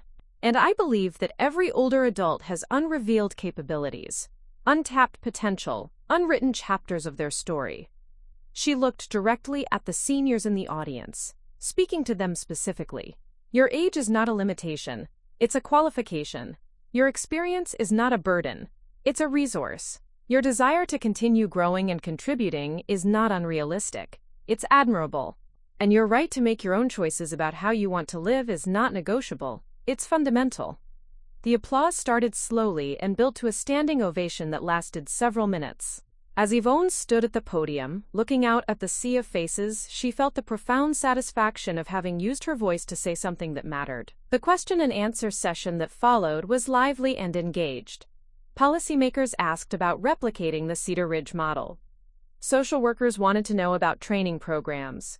Seniors themselves asked about advocacy strategies and overcoming resistance from family members. Mrs. White asked a woman who looked to be in her 80s, "What advice would you give to someone who feels like it's too late to start over?" "I'd tell them that it's never too late to become who you were meant to be. That starting over doesn't mean forgetting who you were. It means building on that foundation to create something new. That the best chapters of our lives are often the ones we write when we think the story is over." After the conference, Yvonne and Sarah drove back to Cedar Ridge in comfortable silence. The day had been emotionally intense, and Yvonne felt the satisfaction of having shared her story with people who could use it to help others. "I'm proud of you, Mom," Sarah said as they pulled into Yvonne's driveway. "I'm proud of us, of how far we've both come, of how we've learned to see each other as adults with different perspectives rather than as problems to be solved. I used to think my job was to protect you from making mistakes. Now I think my job is to help you make the mistakes you want to make." That's very wise and very loving. That evening, Yvonne's house filled with the usual suspects: Marcus, Eleanor, Tommy, David, and several other members of their extended chosen family. They gathered around her dining table, sharing a meal and debriefing the day's events. "How did it go?" Eleanor asked. "Better than I hoped." The audience was engaged, the questions were thoughtful, and I think we might actually have changed some minds. "What's next?" Tommy asked. "More speaking engagements, more advocacy work, more opportunities to share what we've learned." "The publisher wants me to write a follow-up book about policy solutions. There's talk of a documentary about the Cedar Ridge model." "And personally?" Marcus asked, with the smile that had become so dear to her. "Personally, I want to keep building this life we've created. I want to keep writing, keep advocating, keep growing. I want to prove that the best is yet to come. As the evening wound down, Yvonne found herself standing in her garden with Marcus, looking up at the stars that seemed brighter in their small town than they had in the city. "Do you ever think about what would have happened if you'd taken that first insurance offer and moved to Seattle?" he asked. "Sometimes. But not with regret. That path would have been easier, but it wouldn't have been mine. I wouldn't have discovered who I really was, what I was capable of, what I was meant to contribute. And what are you meant to contribute? Proof that aging doesn't have to mean becoming invisible. Evidence that loss doesn't have to mean decline. Hope that it's never too late to become who you were meant to be." She looked around her garden, where the roses she'd planted were beginning to bloom. They weren't the same varieties Harold had chosen. These were her choices, reflecting her current preferences and her vision for the future. "I used to think that honoring Harold's memory meant preserving everything exactly as it was when he died. But I understand now that the best way to honor him is to continue growing, continue becoming, continue building a life worth living. He would be proud of you. I hope so. But more importantly, I'm proud of myself. For the first time in my life, I'm living authentically, making choices based on who I am, rather than who others expect me to be." As they walked back toward the house, Yvonne felt the deep contentment that comes from alignment between values and actions, between dreams and reality. The light in her kitchen window beckoned them home, not to the life she'd lost, but to the life she'd chosen to build.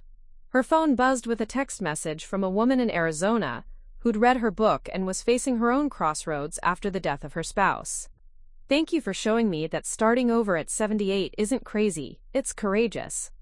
Similar messages arrived daily now, from widows and widowers, from adult children struggling to support aging parents, from seniors who'd been told they were too old to pursue their dreams. Each message was a reminder that her story had become larger than herself, that her choices were giving others permission to make their own brave choices. "I have an idea," she told Marcus as they settled into the living room with cups of tea. "What if we expanded the bookshop corner? Made it a real community space where people could come to plan their own reinventions? Like a resource center for people who want to start over?" "Exactly. Books, workshops, support groups, advocacy training. A place where people can learn that age is not a limitation but a qualification. I love it. We could call it the Phoenix Corner." "Perfect." As they planned and dreamed, Yvonne felt the familiar thrill of new possibilities, new projects, new ways to contribute. At 75, she was busier, more engaged, and more fulfilled than she'd been in decades. Her calendar was full of speaking engagements, writing deadlines, and advocacy meetings. Her life was full of purpose, passion, and people who valued her contributions. The woman who had stood in the ashes of her home 18 months ago could never have imagined this future. But then, that woman hadn't yet learned the most important lesson of her life: that transformation is possible at any age, that growth never has to stop, that the best chapters of our stories are often the ones we write when we think the book is closed. As the evening grew late, Yvonne sat at her writing desk and opened her notebook to a fresh page. She had a new project in mind, a guide for people who wanted to advocate for themselves and others, a practical manual for challenging ageism and demanding respect. Chapter 1, she wrote. "You are not too old to start over." The words flowed easily, filled with the confidence that comes from lived experience and hard-won wisdom. She wrote about the importance of preparation, the power of community, the necessity of refusing to accept limitations imposed by others. She wrote about the difference between being careful and being afraid, about the courage it takes to choose growth over security. Most importantly, she wrote about the profound satisfaction of living authentically, of making choices based on who you are rather than who others expect you to be.